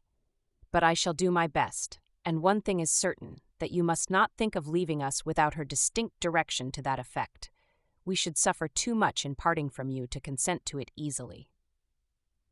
Thank you, sir, 1,000 times for your hospitality, she answered, smiling bashfully. You have all been too kind to me. I have seldom been so happy in all my life before, as in your beautiful chateau, under your care, and in the society of your dear daughter. So he gallantly, in his old-fashioned way, kissed her hand, smiling and pleased at her little speech. I accompanied Carmilla as usual to her room, and sat and chatted with her while she was preparing for bed. Do you think, I said at length, that you will ever confide fully in me? She turned round smiling, but made no answer, only continued to smile on me. You won't answer that, I said. You can't answer pleasantly. I ought not to have asked you. You were quite right to ask me that, or anything. You do not know how dear you are to me, or you could not think any confidence too great to look for. But I am under vows, no none half so awfully, and I dare not tell my story yet, even to you. The time is very near when you shall know everything. You will think me cruel, very selfish, but love is always selfish. The more ardent, the more selfish. How jealous I am you cannot know. You must come with me, loving me to death, or else hate me and still come with me, and hating me through death and after. There is no such word as indifference in my apathetic nature. Now, Carmilla, you are going to talk your wild nonsense again, I said hastily. Not I, silly little fool as I am and full of whims and fancies. For your sake I'll talk like a sage. Were you ever at a ball? No, how you do run on. What is it like? How charming it must be. I almost forget. It is years ago, I laughed. You are not so old. Your first ball can hardly be forgotten yet. Yes, very. A cruel love, strange love, that would have taken my life. Love will have its sacrifices, no sacrifice without blood. Let us go to sleep now. I feel so lazy. How can I get up just now and lock my door? She was lying with her tiny hands buried in her rich wavy hair under her cheek, her little head upon the pillow, and her glittering eyes followed me wherever I moved, with a kind of shy smile that I could not decipher. I bid her good night, and crept from the room with an uncomfortable sensation. I often wondered whether our pretty guest ever said her prayers. I certainly had never seen her upon her knees. In the morning, she never came down until long after our family prayers were over, and at night she never left the drawing room to attend our brief evening prayers in the hall. If it had not been that it had casually come out in one of our careless talks that she had been baptized, I should have doubted her being a Christian. Religion was a subject on which I had never heard her speak a word. If I had known the world better, this particular neglect or antipathy would not have so much surprised me. The precautions of nervous people are infectious, and persons of a like temperament are pretty sure after a time to imitate them. I had adopted Carmilla's habit of locking her bedroom door, having taken into my head all her whimsical alarms about midnight invaders and prowling assassins. I had also adopted her precaution of making a brief search through her room to satisfy herself that no lurking assassin or robber was ensconced. These wise measures taken, I got into my bed and fell asleep. A light was burning in my room. This was an old habit of very early date, and which nothing could have tempted me to dispense with. Thus fortified, I might take my rest in peace. But dreams come through stone walls, light up dark rooms, or darken light ones, and their persons make their exits and their entrances as they please, and laugh at locksmiths. I had a dream that night that was the beginning of a very strange agony. I cannot call it a nightmare, for I was quite conscious of being asleep. But I was equally conscious of being in my room and lying in bed precisely as I actually was. I saw, or fancied I saw, the room and its furniture just as I had seen it last, except that it was very dark, and I saw something moving round the foot of the bed, which at first I could not accurately distinguish. But I soon saw that it was a sooty black animal that resembled a monstrous cat. It appeared to me about 4 or 5 feet long, for it measured fully the length of the hearthrug as it passed over it, and it continued to eyeing and froing with the lithe, sinister restlessness of a beast in a cage. I could not cry out, although, as you may suppose, I was terrified. Its pace was growing faster and the room rapidly darker and darker, and at length so dark that I could no longer see anything of it but its eyes. I felt it spring lightly on the bed. The 2 broad eyes approached my face, and suddenly I felt a stinging pain as if 2 large needles darted, an inch or 2 apart, deep into my breast. I waked with a scream. The room was lighted by the candle that burnt there all through the night, and I saw a female figure standing at the foot of the bed, a little at the right side. It was in a dark, loose dress, and its hair was down and covered its shoulders. A block of stone could not have been more still. There was not the slightest stir of respiration. As I stared at it, the figure appeared to have changed its place, and was now nearer the door. Then, close to it, the door opened, and it passed out. I was now relieved and able to breathe and move. My first thought was that Carmilla had been playing me a trick, and that I had forgotten to secure my door. I hastened to it and found it locked as usual on the inside. I was afraid to open it. I was horrified. I sprang into my bed and covered my head up in the bedclothes, and lay there more dead than alive till morning. Descending. It would be vain my attempting to tell you the horror with which even now I recall the occurrence of that night. It was no such transitory terror as a dream leaves behind it. It seemed to deepen by time, and communicated itself to the room and the very furniture that had encompassed the apparition. I could not bear next day to be alone for a moment. I should have told Papa, but for 2 opposite reasons. At one time I thought he would laugh at my story, and I could not bear its being treated as a jest. And at another, I thought he might fancy that I had been attacked by the mysterious complaint which had invaded our neighborhood. I had myself no misgiving of the kind, and as he had been rather an invalid for some time, I was afraid of alarming him. I was comfortable enough with my good-natured companions, Madame Perrodon and the vivacious Mademoiselle La Fontaine. They both perceived that I was out of spirits and nervous, and at length I told them what lay so heavy at my heart. Mademoiselle laughed, but I fancied that Madame Perrodon looked anxious. "By the by," said Mademoiselle, laughing, "the long lime-tree walk behind Carmilla's bedroom window is haunted." "Nonsense," exclaimed Madame, who probably thought the theme rather inopportune. "And who tells that story, my dear? Martin says that he came up twice, when the old yard gate was being repaired, before sunrise, and twice saw the same female figure walking down the lime-tree avenue." "So he well might, as long as there are cows to milk in the river fields," said Madame. "I dare say. But Martin chooses to be frightened, and never did I see fool more frightened." "You must not say a word about it to Carmilla, because she can see down that walk from her room window," I interposed, "and she is, if possible, a greater coward than I."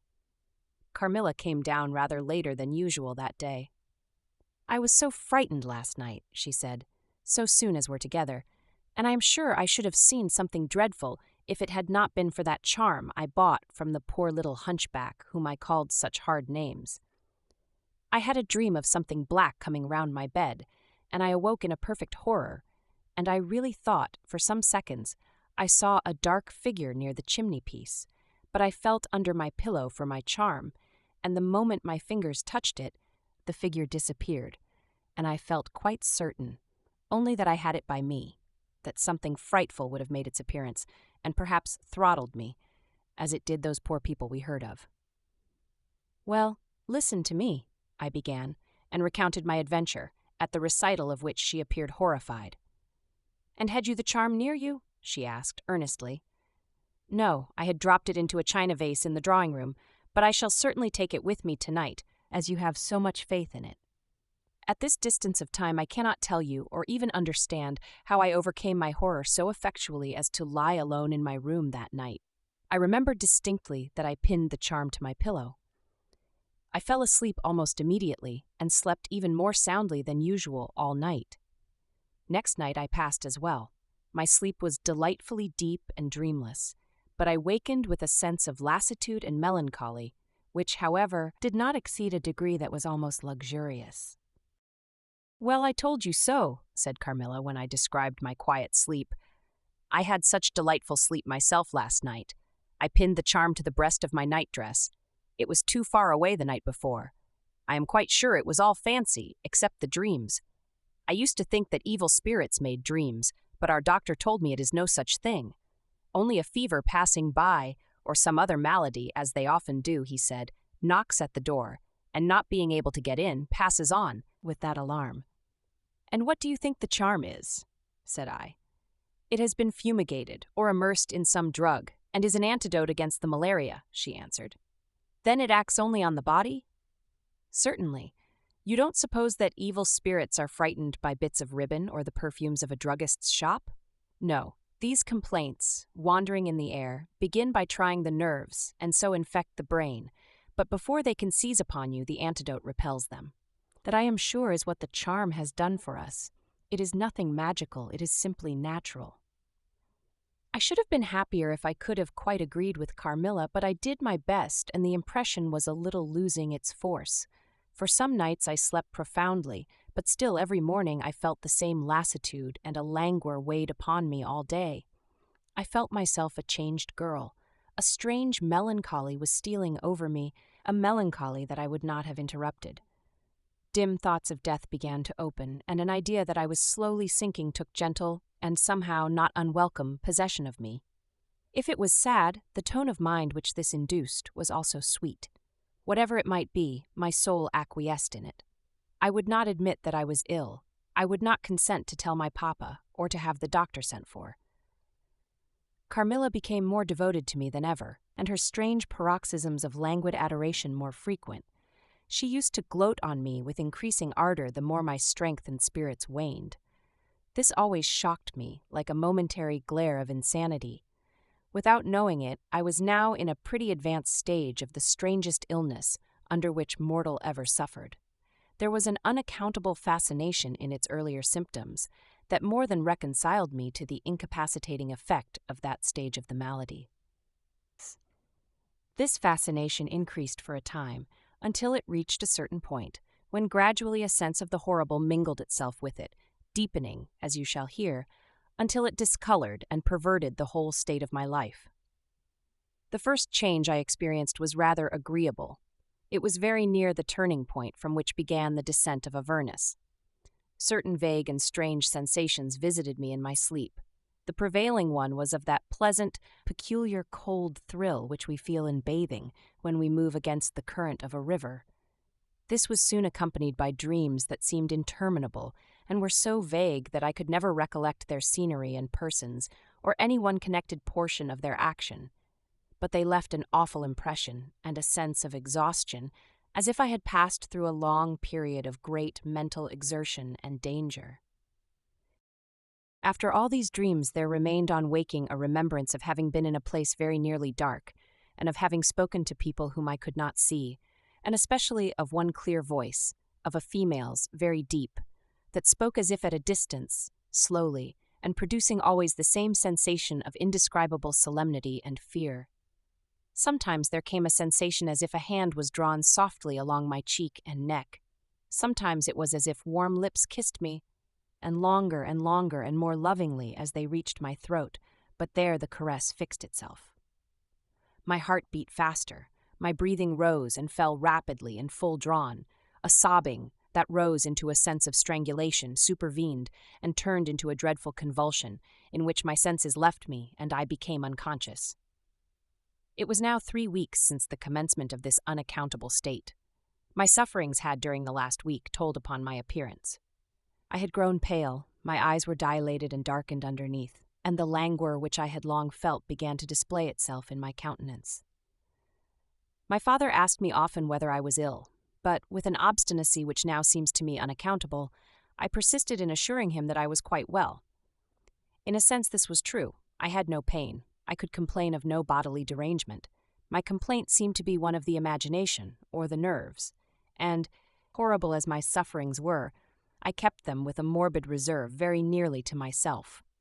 It could not be that terrible complaint which the peasants called the oupire, for I had now been suffering for 3 weeks, and they were seldom ill for much more than 3 days, when death put an end to their miseries. Carmilla complained of dreams and feverish sensations, but by no means of so alarming a kind as mine. I say that mine were extremely alarming. Had I been capable of comprehending my condition, I would have invoked aid and advice on my knees. The narcotic of an unsuspected influence was acting upon me, and my perceptions were benumbed. I am going to tell you now of a dream that led immediately to an odd discovery. One night, instead of the voice I was accustomed to hear in the dark, I heard one, sweet and tender, and at the same time terrible, which said, "Your mother warns you to beware of the assassin." At the same time a light unexpectedly sprang up, and I saw Carmilla standing near the foot of my bed, in her white nightdress, bathed from her chin to her feet in one great stain of blood. I wakened with a shriek, possessed with the one idea that Carmilla was being murdered. I remember springing from my bed, and my next recollection is that of standing on the lobby, crying for help. Madame and Mademoiselle came scurrying out of their rooms in alarm. A lamp burned always on the lobby, and seeing me, they soon learned the cause of my terror. I insisted on our knocking at Carmilla's door. Our knocking was unanswered. It soon became a pounding and an uproar. We shrieked her name, but all was vain. We all grew frightened, for the door was locked. We hurried back in panic to my room. There we rang the bell long and furiously. If my father's room had been at that side of the house, we would have called him up at once to our aid. But, alas! He was quite out of hearing, and to reach him involved an excursion for which we none of us had courage. Servants, however, soon came running up the stairs. I had got on my dressing gown and slippers meanwhile, and my companions were already similarly furnished. Recognizing the voices of the servants on the lobby, we sallied out together, and having renewed as fruitlessly our summons at Carmilla's door, I ordered the men to force the lock. They did so, and we stood, holding our lights aloft in the doorway, and so stared into the room. We called her by name, but there was still no reply. We looked round the room. Everything was undisturbed. It was exactly in the state in which I had left it on bidding her good night. But Carmilla was gone. Search. At sight of the room, perfectly undisturbed except for our violent entrance, we began to cool a little, and soon recovered our senses sufficiently to dismiss the men. It had struck Mademoiselle that possibly Carmilla had been wakened by the uproar at her door, and in her first panic had jumped from her bed and hid herself in a press or behind a curtain, from which she could not, of course, emerge until the majordomo and his myrmidons had withdrawn. We now recommenced our search, and began to call her name again. It was all to no purpose. Our perplexity and agitation increased. We examined the windows, but they were secured. I implored of Carmilla, if she had concealed herself, to play this cruel trick no longer, to come out and to end our anxieties. It was all useless. I was by this time convinced that she was not in the room, nor in the dressing room, the door of which was still locked on this side. She could not have passed it. I was utterly puzzled. Had Carmilla discovered one of those secret passages which the old housekeeper said were known to exist in the Schloss? although the tradition of their exact situation had been lost? A little time would, no doubt, explain all, utterly perplexed as for the present we were. It was past 4 o'clock, and I preferred passing the remaining hours of darkness in Madame's room. Daylight brought no solution of the difficulty. The whole household, with my father at its head, was in a state of agitation next morning. Every part of the chateau was searched. The grounds were explored. No trace of the missing lady could be discovered. The stream was about to be dragged. My father was in distraction. What a tale to have to tell the poor girl's mother on her return. I, too, was almost beside myself, though my grief was quite of a different kind. The morning was passed in alarm and excitement. It was now 1 o'clock and still no tidings. I ran up to Carmilla's room and found her standing at her dressing table. I was astounded. I could not believe my eyes. She beckoned me to her with her pretty finger in silence. Her face expressed extreme fear. I ran to her in an ecstasy of joy. I kissed and embraced her again and again.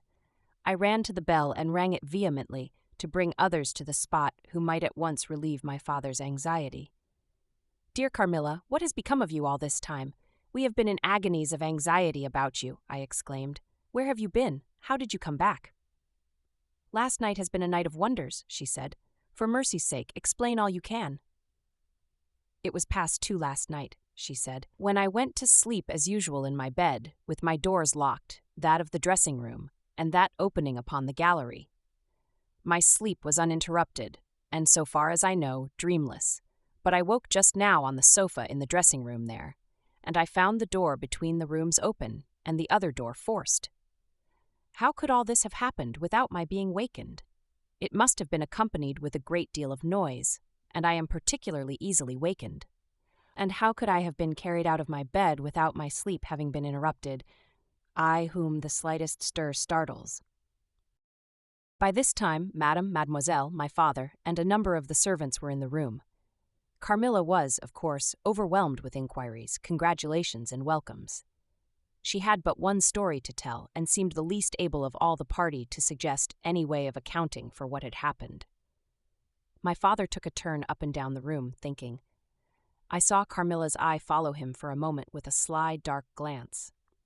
When my father had sent the servants away, Mademoiselle having gone in search of a little bottle of valerian and sal volatile, and there being no one now in the room with Carmilla, except my father, Madame, and myself, he came to her thoughtfully, took her hand very kindly, led her to the sofa, and sat down beside her. "Will you forgive me, my dear, if I risk a conjecture and ask a question?" "Who can have a better right?" she said. "Ask what you please, and I will tell you everything. But my story is simply one of bewilderment and darkness. I know absolutely nothing. Put any question you please, but you know, of course, the limitations Mamma has placed me under." "Perfectly, my dear child. I need not approach the topics on which she desires our silence. Now, the marvel of last night consists in your having been removed from your bed and your room, without being wakened, and this removal having occurred apparently while the windows were still secured, and the 2 doors locked upon the inside. I will tell you my theory and ask you a question."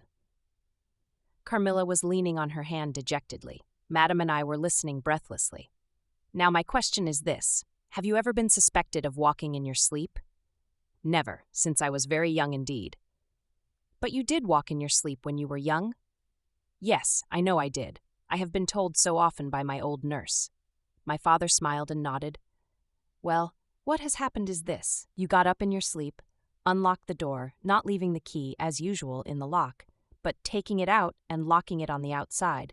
You again took the key out and carried it away with you to some one of the 25 rooms on this floor, or perhaps upstairs or downstairs. There are so many rooms and closets, so much heavy furniture, and such accumulations of lumber that it would require a week to search this old house thoroughly. Do you see now what I mean?" "I do, but not all," she answered. "And how, Papa, do you account for her finding herself on the sofa in the dressing room, which we had searched so carefully?" "She came there after you had searched it, still in her sleep, and at last awoke spontaneously, and was as much surprised to find herself where she was as anyone else. I wish all mysteries were as easily and innocently explained as yours, Carmilla," he said, laughing. And so we may congratulate ourselves on the certainty that the most natural explanation of the occurrence is one that involves no drugging, no tampering with locks, no burglars or poisoners or witches, nothing that need alarm Carmilla or anyone else for our safety. Carmilla was looking charmingly. Nothing could be more beautiful than her tints. Her beauty was, I think, enhanced by that graceful languor that was peculiar to her. I think my father was silently contrasting her looks with mine, for he said, "I wish my poor Laura was looking more like herself," and he sighed. So our alarms were happily ended, and Carmilla restored to her friends. The doctor. As Carmilla would not hear of an attendant sleeping in her room, my father arranged that a servant should sleep outside her door, so that she would not attempt to make another such excursion without being arrested at her own door. That night passed quietly, and next morning early, the doctor, whom my father had sent for without telling me a word about it, arrived to see me. Madame accompanied me to the library, and there the grave little doctor, with white hair and spectacles, whom I mentioned before, was waiting to receive me. I told him my story, and as I proceeded, he grew graver and graver. We were standing, he and I, in the recess of one of the windows facing one another. When my statement was over, he leaned with his shoulders against the wall, and with his eyes fixed on me earnestly, with an interest in which was a dash of horror. After a minute's reflection, he asked Madame if he could see my father. He was sent for accordingly, and as he entered, smiling, he said, "I dare say, doctor, you are going to tell me that I am an old fool for having brought you here. I hope I am." But his smile faded into shadow as the doctor, with a very grave face, beckoned him to him. He and the doctor talked for some time in the same recess where I had just conferred with the physician. It seemed an earnest and argumentative conversation. The room is very large, and I and Madame stood together, burning with curiosity, at the farther end. Not a word could we hear, however, for they spoke in a very low tone, and the deep recess of the window quite concealed the doctor from view, and very nearly my father, whose foot, arm, and shoulder only could we see, and the voices were, I suppose, all the less audible for the sort of closet which the thick wall and window formed. After a time my father's face looked into the room. It was pale, thoughtful, and, I fancied, agitated. "Laura, dear, come here for a moment." "Madame, we shan't trouble you," the doctor says, "at present." Accordingly I approached, for the first time a little alarmed, for although I felt very weak, I did not feel ill, and strength, one always fancies, is a thing that may be picked up when we please. My father held out his hand to me as I drew near, but he was looking at the doctor, and he said, "It certainly is very odd. I don't understand it quite. Laura, come here, dear. Now attend to Dr. Spielsberg, and recollect yourself. You mentioned a sensation like that of 2 needles piercing the skin, somewhere about your neck, on the night when you experienced your first horrible dream. Is there still any soreness?" "None at all," I answered. "Can you indicate with your finger about the point at which you think this occurred?" "Very little below my throat here," I answered. "I wore a morning dress, which covered the place I pointed to." "Now you can satisfy yourself," said the doctor. "You won't mind your papa's lowering your dress a very little. It is necessary to detect a symptom of the complaint under which you have been suffering." I acquiesced. It was only an inch or 2 below the edge of my collar. "God bless me! So it is," exclaimed my father, growing pale. "You see it now with your own eyes?" said the doctor, with a gloomy triumph. "What is it?" I exclaimed, beginning to be frightened. "Nothing, my dear young lady, but a small blue spot about the size of the tip of your little finger. And now," he continued, turning to Papa, "the question is what is best to be done." "Is there any danger?" I urged in great trepidation. "I trust not, my dear," answered the doctor. "I don't see why you should not recover. I don't see why you should not begin immediately to get better. That is the point at which the sense of strangulation begins." "Yes," I answered. "And, recollect as well as you can, the same point was a kind of center of that thrill which you described just now, like the current of a cold stream running against you." "It may have been. I think it was." "Ay, you see," he added, turning to my father. "Shall I say a word to Madame?" "Certainly," said my father. He called Madame to him and said, "I find my young friend here far from well. It won't be of any great consequence, I hope, but it will be necessary that some steps be taken, which I will explain by and by. But in the meantime, madame, you will be so good as not to let Miss Laura be alone for one moment. That is the only direction I need give for the present. It is indispensable. We may rely upon your kindness, madame, I know, added my father. Madame satisfied him eagerly. And you, dear Laura, I know you will observe the doctor's direction. I shall have to ask your opinion upon another patient whose symptoms slightly resemble those of my daughter that have just been detailed to you. Very much milder in degree, but I believe quite of the same sort. She is a young lady, our guest, but as you say you will be passing this way again this evening, you can't do better than take your supper here, and you can then see her. She does not come down till the afternoon. I thank you, said the doctor. I shall be with you then, at about 7 this evening. And then they repeated their directions to me and to madam, and with this parting charge my father left us, and walked out with the doctor. And I saw them pacing together up and down between the road and the moat, on the grassy platform in front of the castle, evidently absorbed in earnest conversation. The doctor did not return. I saw him mount his horse there, take his leave, and ride away eastward through the forest. Nearly at the same time I saw the man arrive from Dranfield with the letters and dismount and hand the bag to my father. In the meantime, Madame and I were both busy, lost in conjecture as to the reasons of the singular and earnest direction which the doctor and my father had concurred in imposing. Madame, as she afterwards told me, was afraid the doctor apprehended a sudden seizure, and that without prompt assistance I might either lose my life in a fit or at least be seriously hurt. The interpretation did not strike me, and I fancied, perhaps luckily for my nerves, that the arrangement was prescribed simply to secure a companion, who would prevent my taking too much exercise or eating unripe fruit or doing any of the 50 foolish things to which young people are supposed to be prone. About half an hour after my father came in, he had a letter in his hand, and said, "This letter had been delayed. It is from General Spielsdorf. He might have been here yesterday. He may not come till tomorrow, or he may be here today." He put the open letter into my hand, but he did not look pleased, as he used when a guest, especially one so much loved as the general, was coming. On the contrary, he looked as if he wished him at the bottom of the Red Sea. There was plainly something on his mind which he did not choose to divulge. "Papa, darling, will you tell me this?" said I, suddenly laying my hand on his arm and looking, I am sure, imploringly in his face. "Perhaps," he answered, smoothing my hair caressingly over my eyes. "Does the doctor think me very ill?" "No, dear. He thinks, if right steps are taken, you will be quite well again, at least, on the high road to a complete recovery in a day or two," he answered, a little dryly.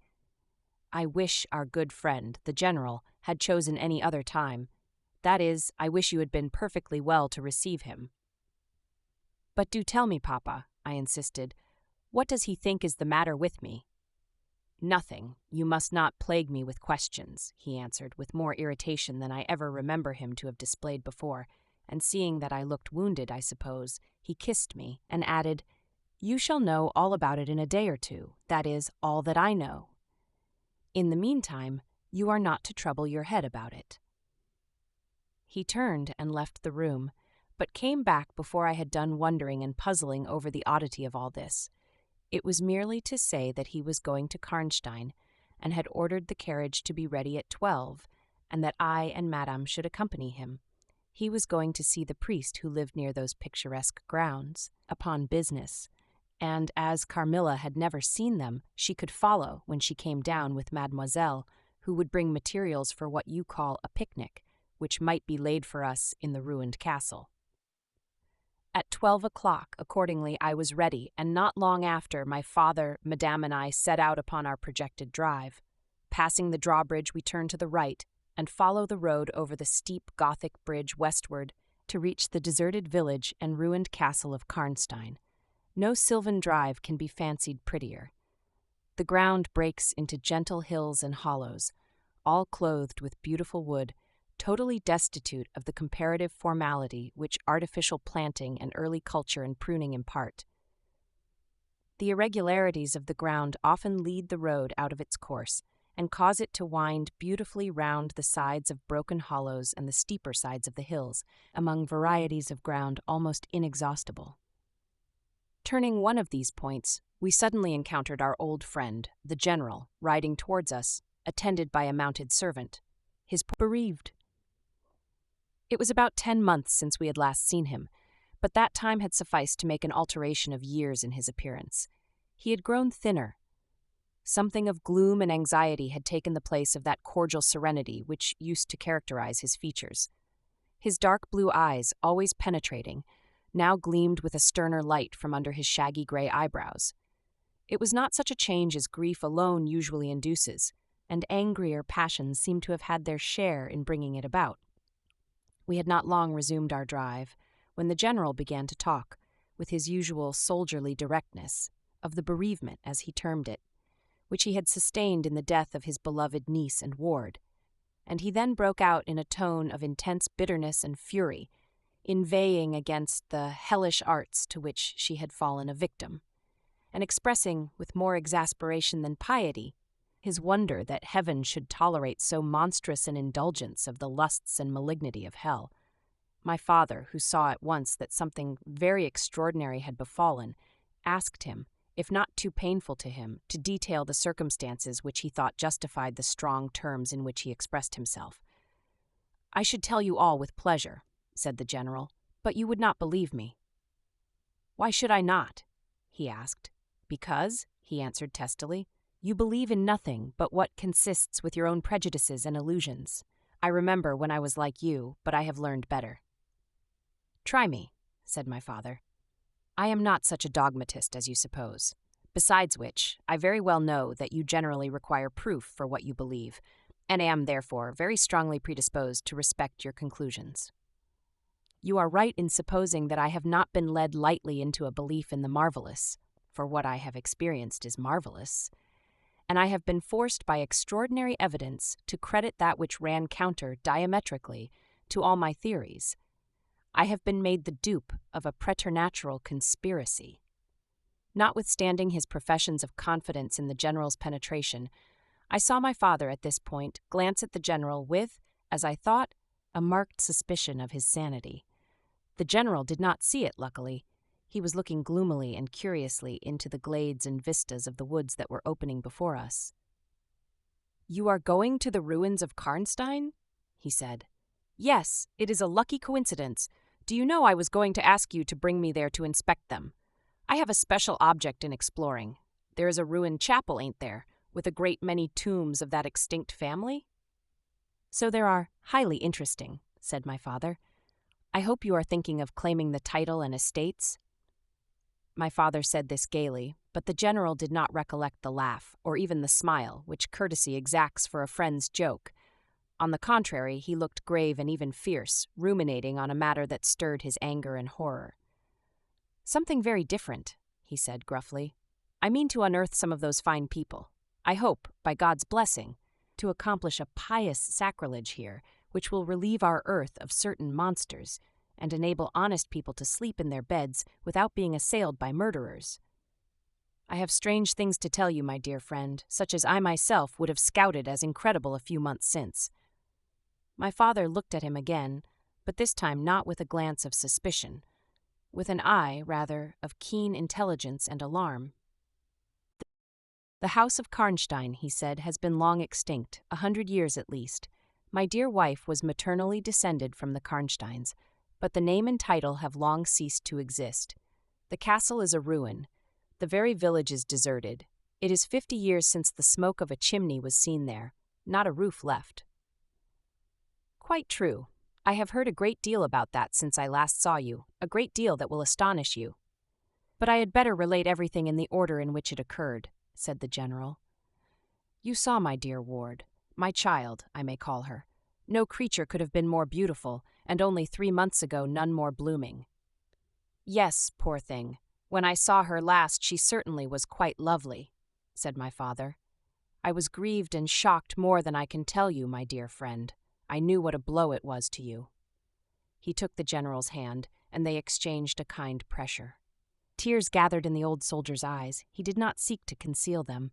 He said, We have been very old friends. I knew you would feel for me, childless as I am.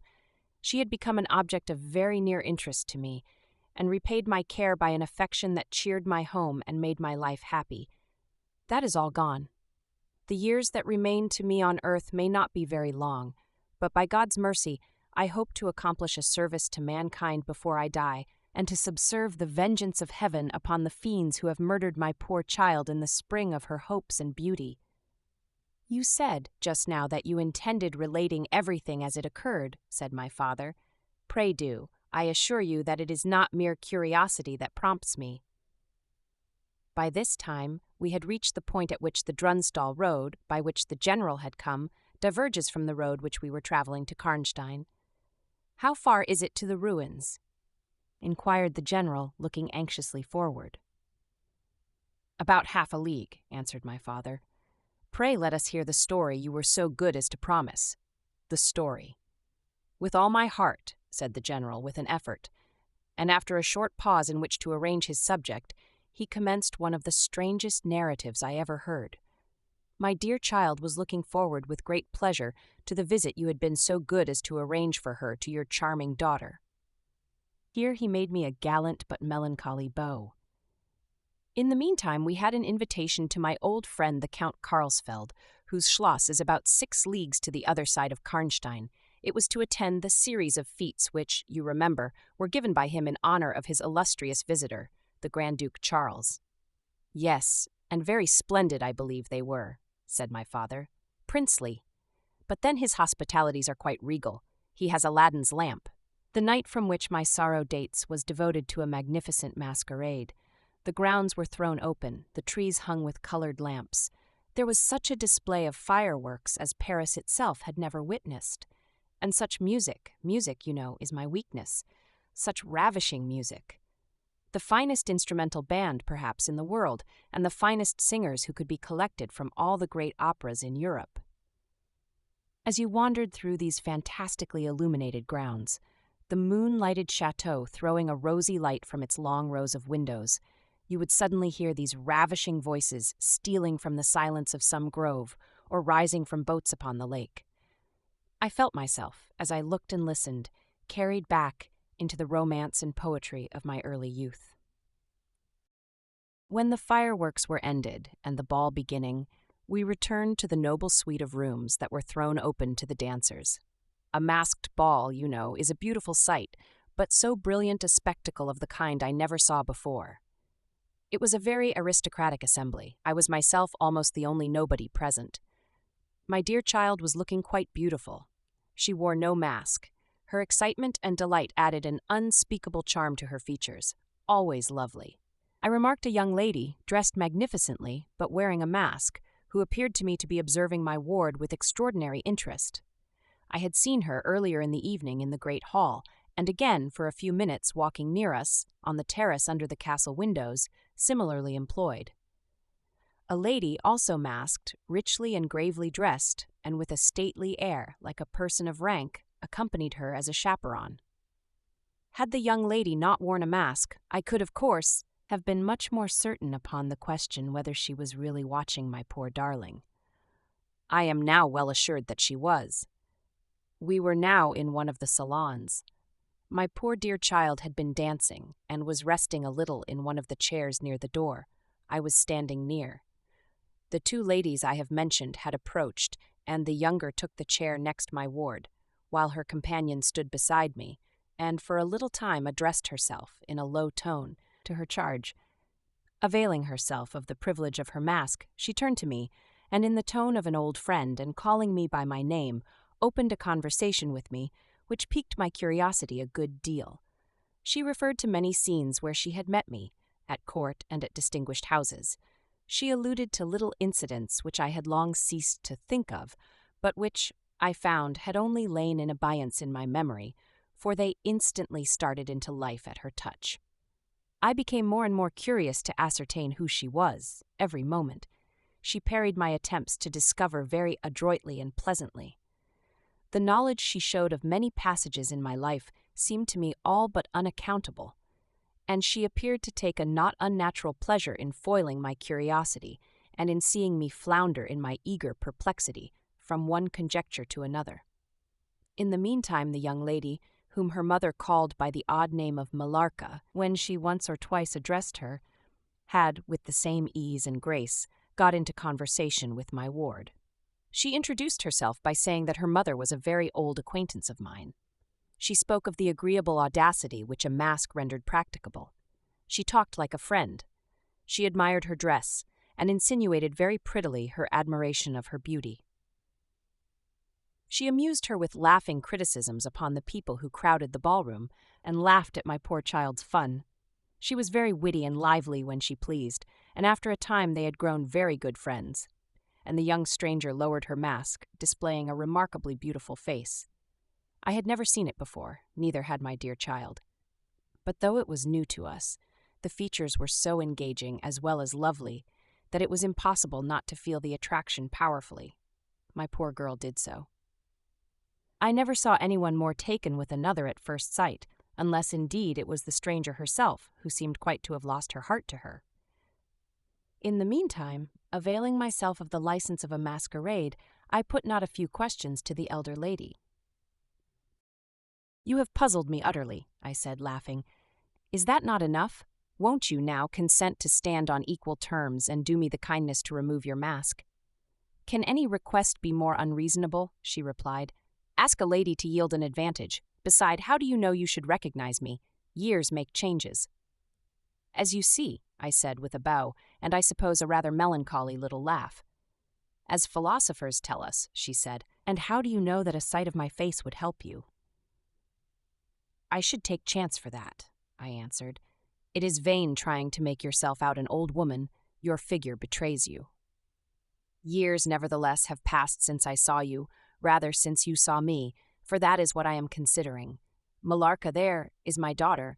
I cannot then be young, even in the opinion of people whom time has taught to be indulgent, and I may not like to be compared with what you remember me. You have no mask to remove. You can offer me nothing in exchange. My petition is to your pity, to remove it, and mine to yours, to let it stay where it is," she replied. "Well then, at least you will tell me whether you are French or German. You speak both languages so perfectly." "I don't think I shall tell you that, General. You intend a surprise, and are meditating the particular point of attack."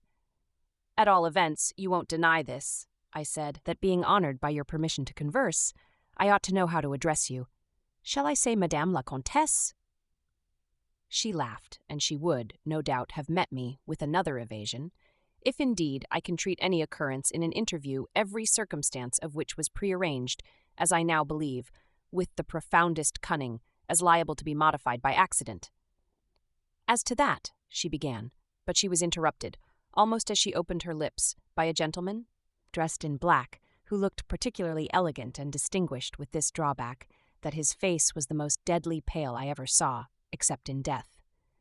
He was in no masquerade, in the plain evening dress of a gentleman, and he said, without a smile, but with a courtly and unusually low bow, "Will Madame la Comtesse permit me to say a very few words which may interest her?" The lady turned quickly to him and touched her lip in token of silence. She then said to me, "Keep my place for me, General. I shall return when I have said a few words."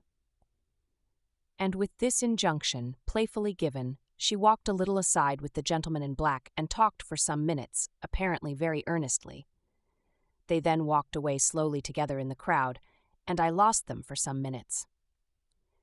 I spent the interval in cudgeling my brains for a conjecture as to the identity of the lady who seemed to remember me so kindly, and I was thinking of turning about and joining in the conversation between my pretty ward and the Countess's daughter, and trying whether, by the time she returned, I might not have a surprise in store for her, by having her name, title, chateau, and estates at my fingers' ends.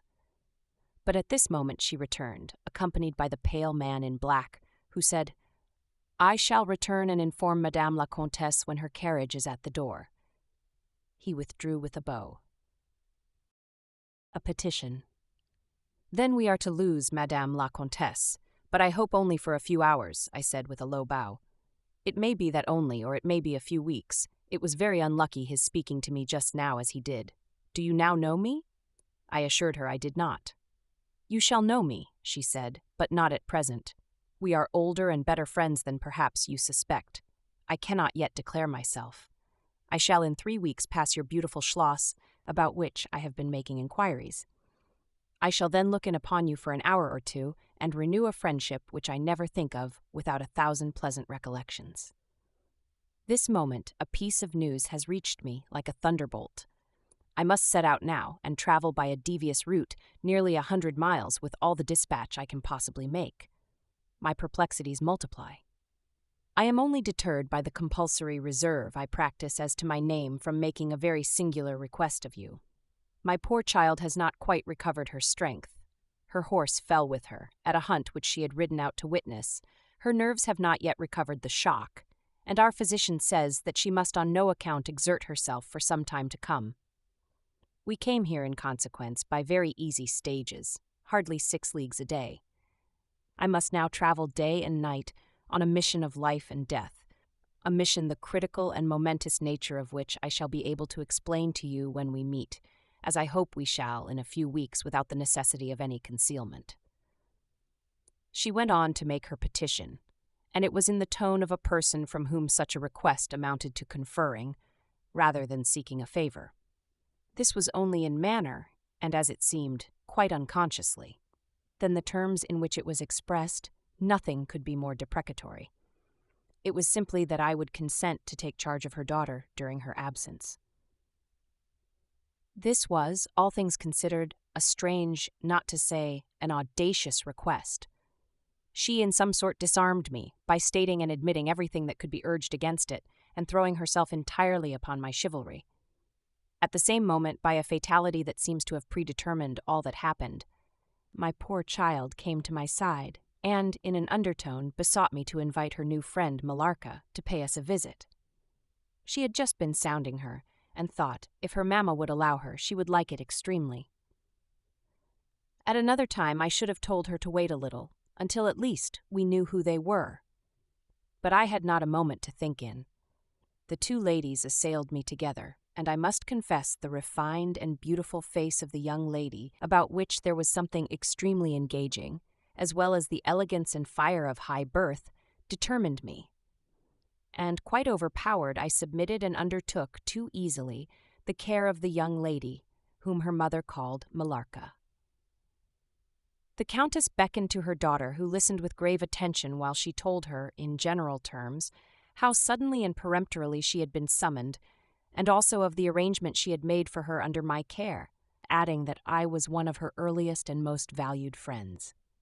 I made, of course, such speeches as the case seemed to call for, and found myself, on reflection, in a position which I did not half like. The gentleman in black returned and very ceremoniously conducted the lady from the room. The demeanor of this gentleman was such as to impress me with the conviction that the Countess was a lady of very much more importance than her modest title alone might have led me to assume. Her last charge to me was that no attempt was to be made to learn more about her than I might have already guessed, until her return. Our distinguished host, whose guest she was, knew her reasons. "But here," she said, "neither I nor my daughter could safely remain for more than a day. I removed my mask imprudently for a moment, about an hour ago, and too late I fancied you saw me. So I resolved to seek an opportunity of talking a little to you. Had I found that you had seen me, I would have thrown myself on your high sense of honor to keep my secret some weeks. As it is, I am satisfied that you did not see me, but if you now suspect, or on reflection should suspect, who I am, I commit myself in like manner entirely to your honor. My daughter will observe the same secrecy, and I well know that you will from time to time remind her lest she should thoughtlessly disclose it." She whispered a few words to her daughter, kissed her hurriedly twice, and went away, accompanied by the pale gentleman in black, and disappeared in the crowd. "In the next room," said Millarca, "there is a window that looks upon the hall door. I should like to see the last of Mamma, and to kiss my hand to her." We assented, of course, and accompanied her to the window. We looked out and saw a handsome, old-fashioned carriage with a troop of couriers and footmen. We saw the slim figure of the pale gentleman in black as he held a thick velvet cloak and placed it about her shoulders and threw the hood over her head. She nodded to him and just touched his hand with hers. He bowed low repeatedly as the door closed, and the carriage began to move. "She is gone," said Millarca with a sigh. "She is gone," I repeated to myself, for the first time, in the hurried moments that had elapsed since my consent, reflecting upon the folly of my act. "She did not look up," said the young lady plaintively. "The Countess had taken off her mask, perhaps, and did not care to show her face," I said, "and she could not know that you were in the window." She sighed and looked in my face. She was so beautiful that I relented. I was sorry I had for a moment repented of my hospitality, and I determined to make her amends for the unavowed churlishness of my reception. The young lady, replacing her mask, joined my ward in persuading me to return to the grounds, where the concert was soon to be renewed. We did so and walked up and down the terrace that lies under the castle windows. Millarca became very intimate with us, and amused us with lively descriptions and stories of most of the great people whom we saw upon the terrace. I liked her more and more every minute. Her gossip, without being ill-natured, was extremely diverting to me, who had been so long out of the great world. I thought what life she would give to our sometimes lonely evenings at home. This ball was not over until the morning sun had almost reached the horizon. It pleased the Grand Duke to dance till then. So loyal people could not go away or think of bed. We had just got through a crowded saloon when my ward asked me what had become of Millarca. I thought she had been by her side, and she fancied she was by mine. The fact was, we had lost her. All my efforts to find her were vain. I feared that she had mistaken, in the confusion of a momentary separation from us, other people for her new friends, and had, possibly, pursued and lost them in the extensive grounds which were thrown open to us. Now, in its full force, I recognized a new folly in my having undertaken the charge of a young lady without so much as knowing her name, and fettered as I was by promises, of the reasons for imposing which I knew nothing, I could not even point my inquiries by saying that the missing young lady was the daughter of the Countess who had taken her departure a few hours before. Morning broke. It was clear daylight before I gave up my search. It was not till near 2 o'clock next day that we heard anything of my missing charge. At about that time, a servant knocked at my niece's door to say that he had been earnestly requested by a young lady who appeared to be in great distress to make out where she could find the General Baron Spielsdorf and the young lady his daughter, in whose charge she had been left by her mother. There could be no doubt, notwithstanding the slight inaccuracy, that our young friend had turned up, and so she had. Would to heaven we had lost her. She told my poor child a story to account for her having failed to recover us for so long. Very late, she said, she had got to the housekeeper's bedroom in despair of finding us, and had then fallen into a deep sleep, which, long as it was, had hardly sufficed to recruit her strength after the fatigues of the ball. That day Millarca came home with us. I was only too happy, after all, to have secured so charming a companion for my dear girl, the woodman. There soon, however, appeared some drawbacks. In the first place, Millarca complained of extreme languor, the weakness that remained after her late illness, and she never emerged from her room till the afternoon was pretty far advanced. In the next place, it was accidentally discovered, although she always locked her door on the inside, and never disturbed the key from its place till she admitted the maid to assist at her toilet, that she was undoubtedly sometimes absent from her room in the very early morning, and at various times later in the day, before she wished it to be understood that she was stirring. She was repeatedly seen from the windows of the Schloss, in the first faint gray of the morning, walking through the trees, in an easterly direction, and looking like a person in a trance. This convinced me that she walked in her sleep. But this hypothesis did not solve the puzzle. How did she pass out from her room, leaving the door locked on the inside? How did she escape from the house without unbarring door or window? In the midst of my perplexities, an anxiety of a far more urgent kind presented itself. My dear child began to lose her looks and health, and that in a manner so mysterious and even horrible that I became thoroughly frightened. She was at first visited by appalling dreams, then, as she fancied, by a spectre, sometimes resembling Millarca, sometimes in the shape of a beast, indistinctly seen, walking round the foot of her bed from side to side. Lastly came sensations. One, not unpleasant, but very peculiar, she said, resembled the flow of an icy stream against her breast. At a later time, she felt something like a pair of large needles pierce her, a little below the throat, with a very sharp pain. A few nights after, followed a gradual and convulsive sense of strangulation. Then came unconsciousness. I could hear distinctly every word the kind old general was saying, because by this time we were driving upon the short grass that spreads on either side of the road as you approach the roofless village, which had not shown the smoke of a chimney for more than half a century. You may guess how strangely I felt as I heard my own symptoms so exactly described in those which had been experienced by the poor girl who, but for the catastrophe which followed, would have been at that moment a visitor at my father's chateau. You may suppose also how I felt as I heard him detail habits and mysterious peculiarities which were, in fact, those of our beautiful guest, Carmilla. A vista opened in the forest. We were on a sudden under the chimneys and gables of the ruined village, and the towers and battlements of the dismantled castle, round which gigantic trees are grouped, overhung us from a slight eminence. In a frightened dream, I got down from the carriage, and in silence, for we had each abundant matter for thinking, we soon mounted the ascent, and were among the spacious chambers, winding stairs, and dark corridors of the castle. "And this was once the palatial residence of the Karnsteins," said the old general at length, as from a great window he looked out across the village and saw the wide, undulating expanse of forest. "It was a bad family, and here its blood-stained annals were written," he continued. "It is hard that they should, after death, continue to plague the human race with their atrocious lusts.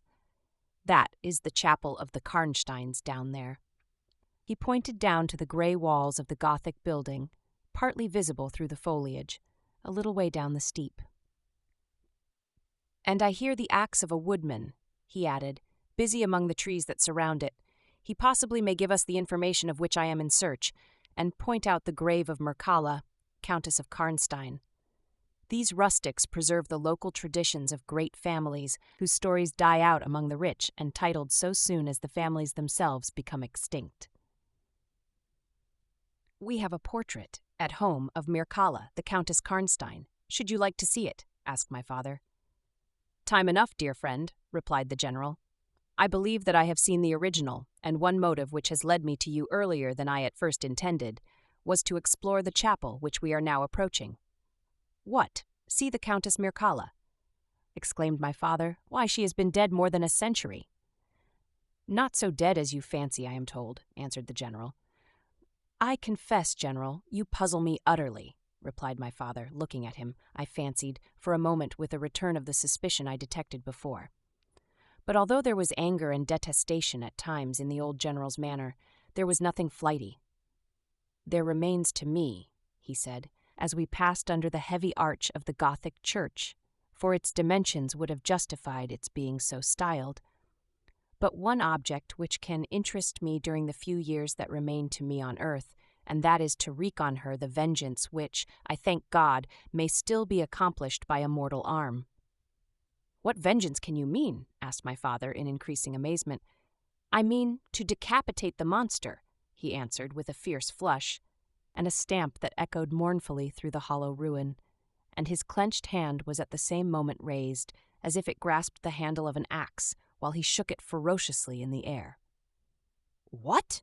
exclaimed my father, more than ever bewildered. "To strike her head off! Cut her head off! Aye, with a hatchet, with a spade, or with anything that can cleave through her murderous throat." "You shall hear," he answered, trembling with rage, and hurrying forward he said, "That beam will answer for a seat. Your dear child is fatigued. Let her be seated, and I will in a few sentences close my dreadful story." The squared block of wood, which lay on the grass-grown pavement of the chapel, formed a bench on which I was very glad to seat myself, and in the meantime the general called to the woodman, who had been removing some boughs which leaned upon the old walls, and, axe in hand, the hardy old fellow stood before us. He could not tell us anything of these monuments, but there was an old man, he said, a ranger of this forest, at present sojourning in the house of the priest. about 2 miles away, who could point out every monument of the old Karnstein family. And for a trifle he undertook to bring him back with him, if we would lend him one of our horses, in little more than half an hour. "Have you been long employed about this forest?"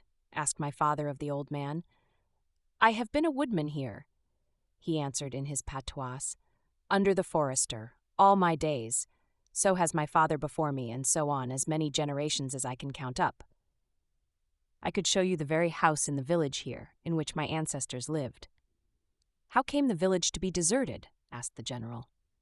"It was troubled by revenants, sir. Several were tracked to their graves. They're detected by the usual tests, and extinguished in the usual way, by decapitation, by the stake, and by burning. But not until many of the villagers were killed. But after all these proceedings according to law," he continued, "so many graves opened, and so many vampires deprived of their horrible animation, the village was not relieved. But a Moravian nobleman, who happened to be traveling this way, heard how matters were, and being skilled, as many people are in his country, in such affairs, he offered to deliver the village from its tormentor. He did so thus. There being a bright moon that night, he ascended, shortly after sunset, the towers of the chapel here, from whence he could distinctly see the churchyard beneath him. You can see it from that window. From this point, he watched until he saw the vampire come out of his grave, and place near it the linen clothes in which he had been folded, and then glide away towards the village to plague its inhabitants. The stranger, having seen all this, came down from the steeple, took the linen wrappings of the vampire, and carried them up to the top of the tower, which he again mounted.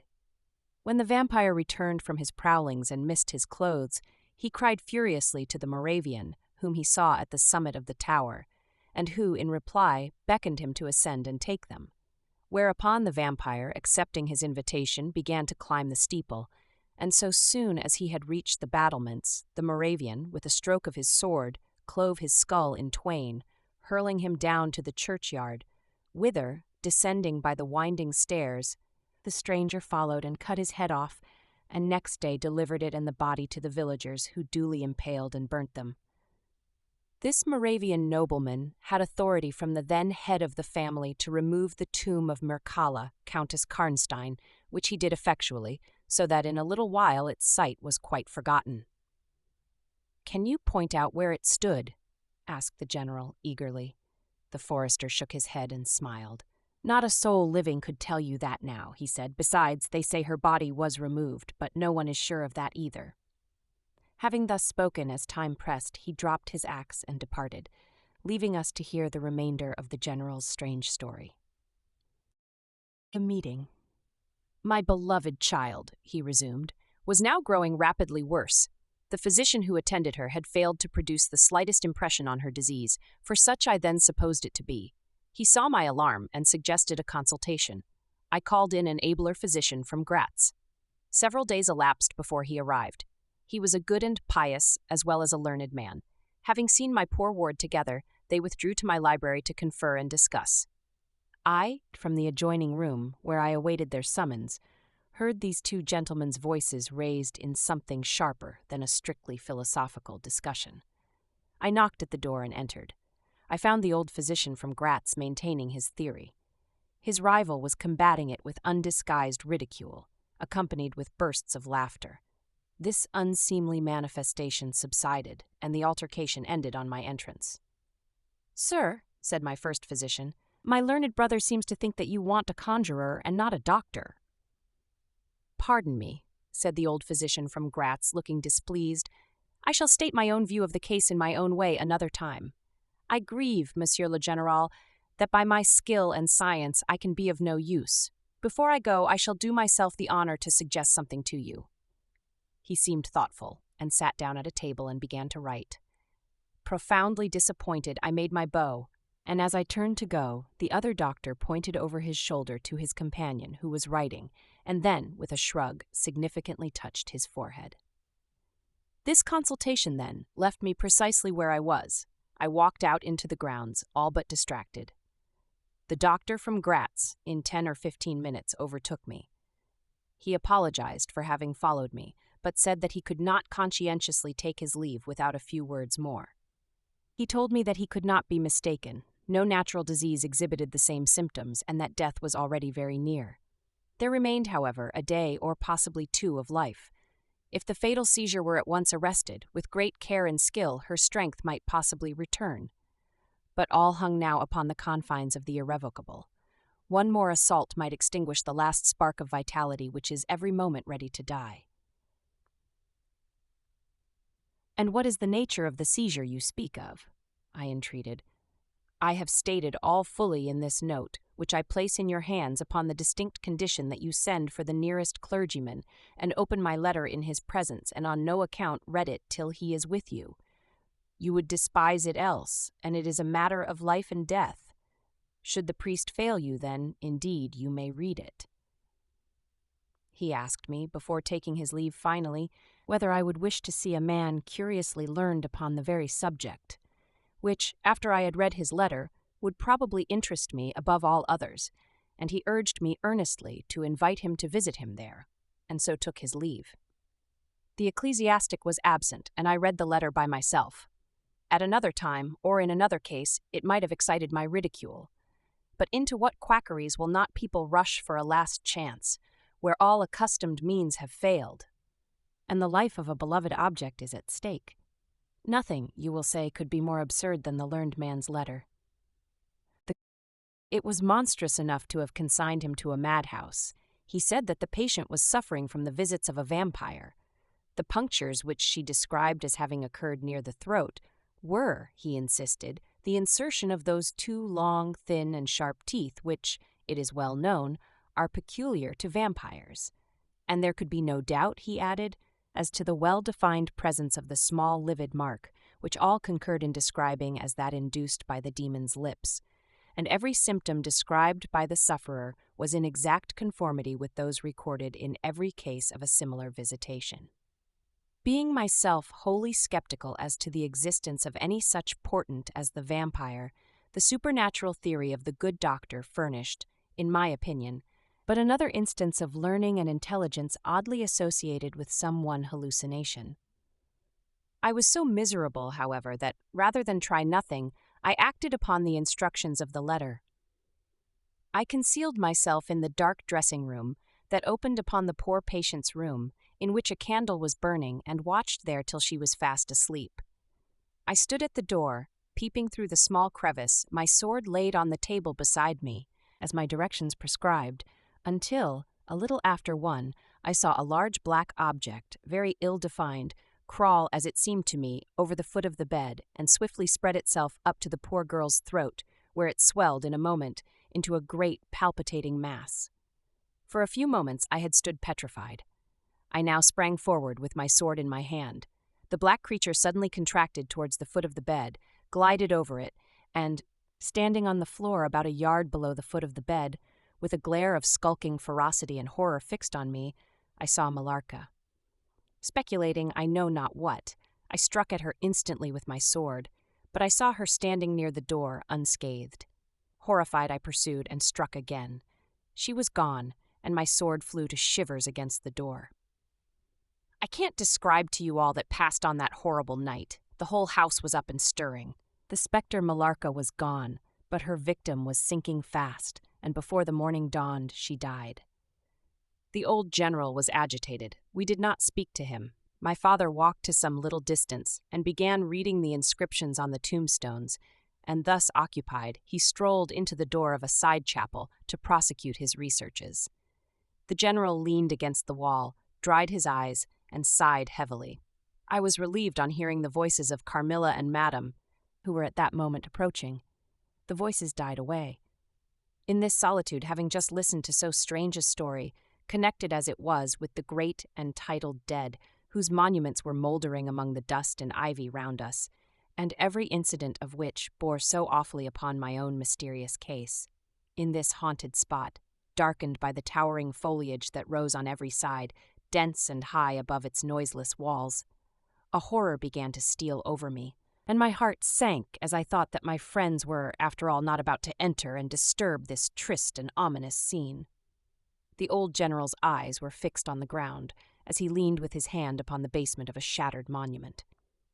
under a narrow, arched doorway, surmounted by one of those demoniacal grotesques in which the cynical and ghastly fancy of old Gothic carving delights. I saw very gladly the beautiful face and figure of Carmilla enter the shadowy chapel. I was just about to rise and speak, and nodded smiling in answer to her peculiarly engaging smile, when with a cry, the old man by my side caught up the woodman's hatchet and started forward.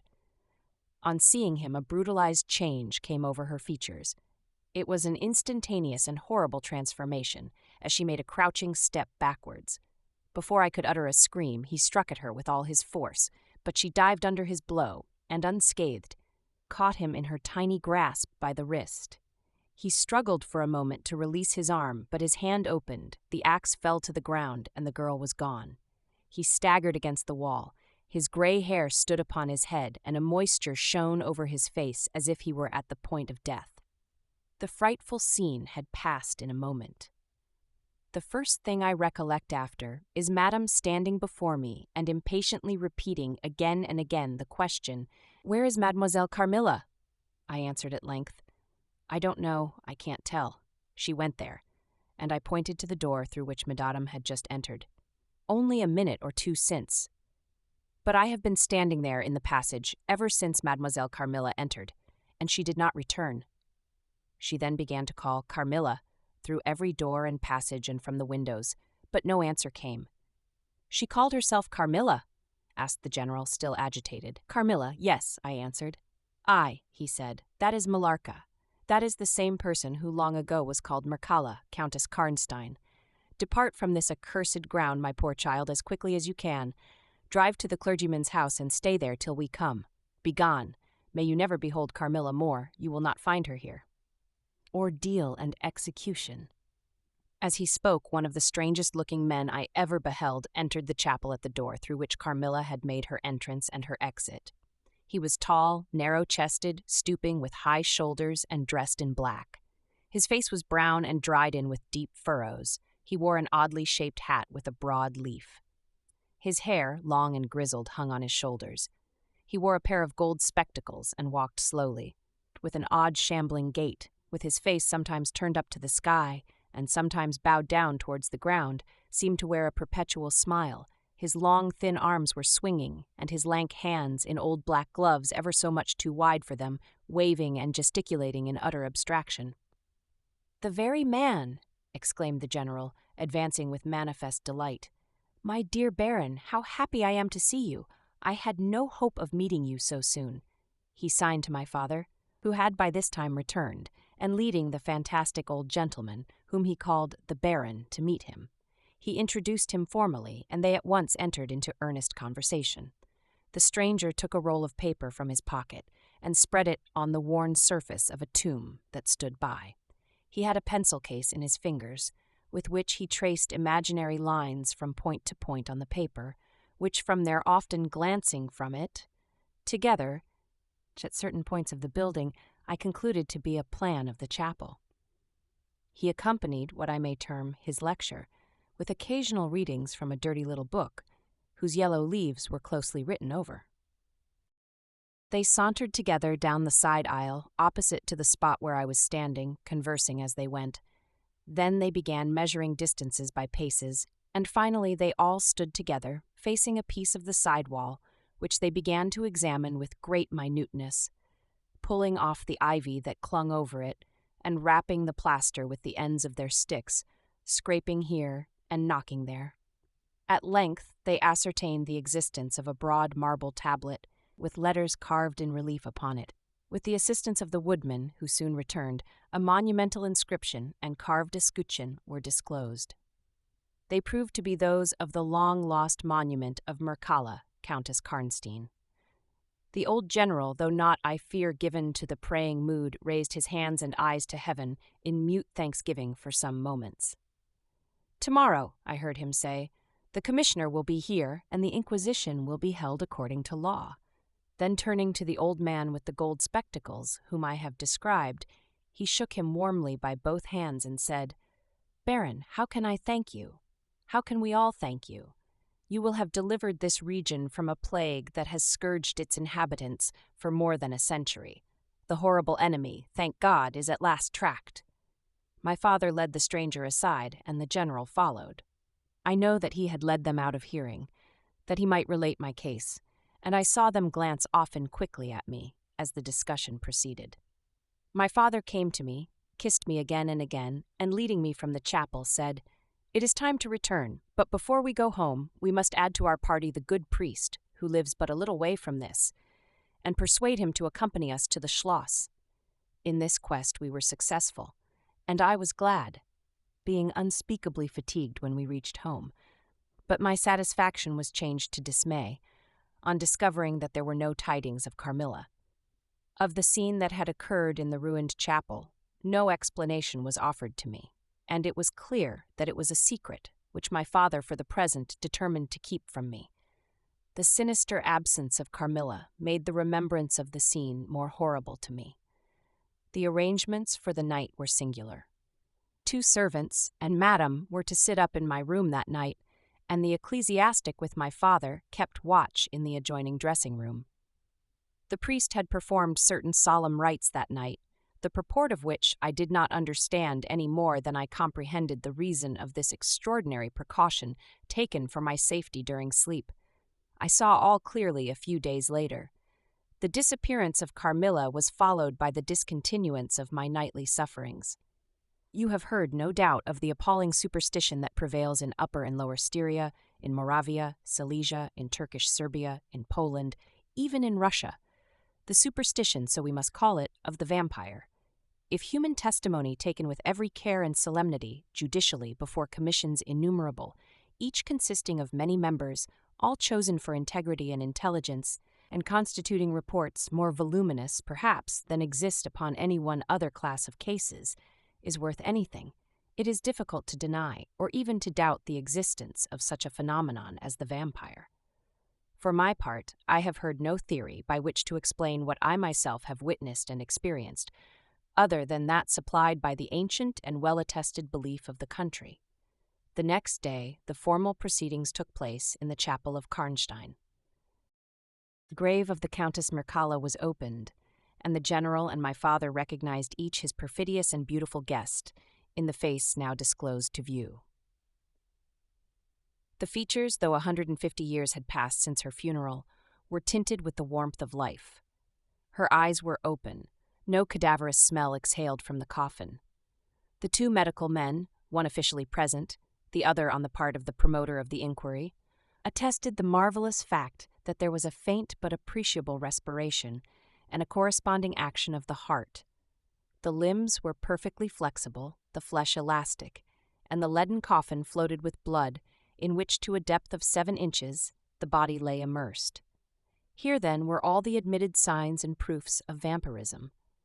The body, therefore, in accordance with the ancient practice, was raised, and a sharp stake driven through the heart of the vampire, who uttered a piercing shriek at the moment, in all respects such as might escape from a living person in the last agony. Then the head was struck off, and a torrent of blood flowed from the severed neck.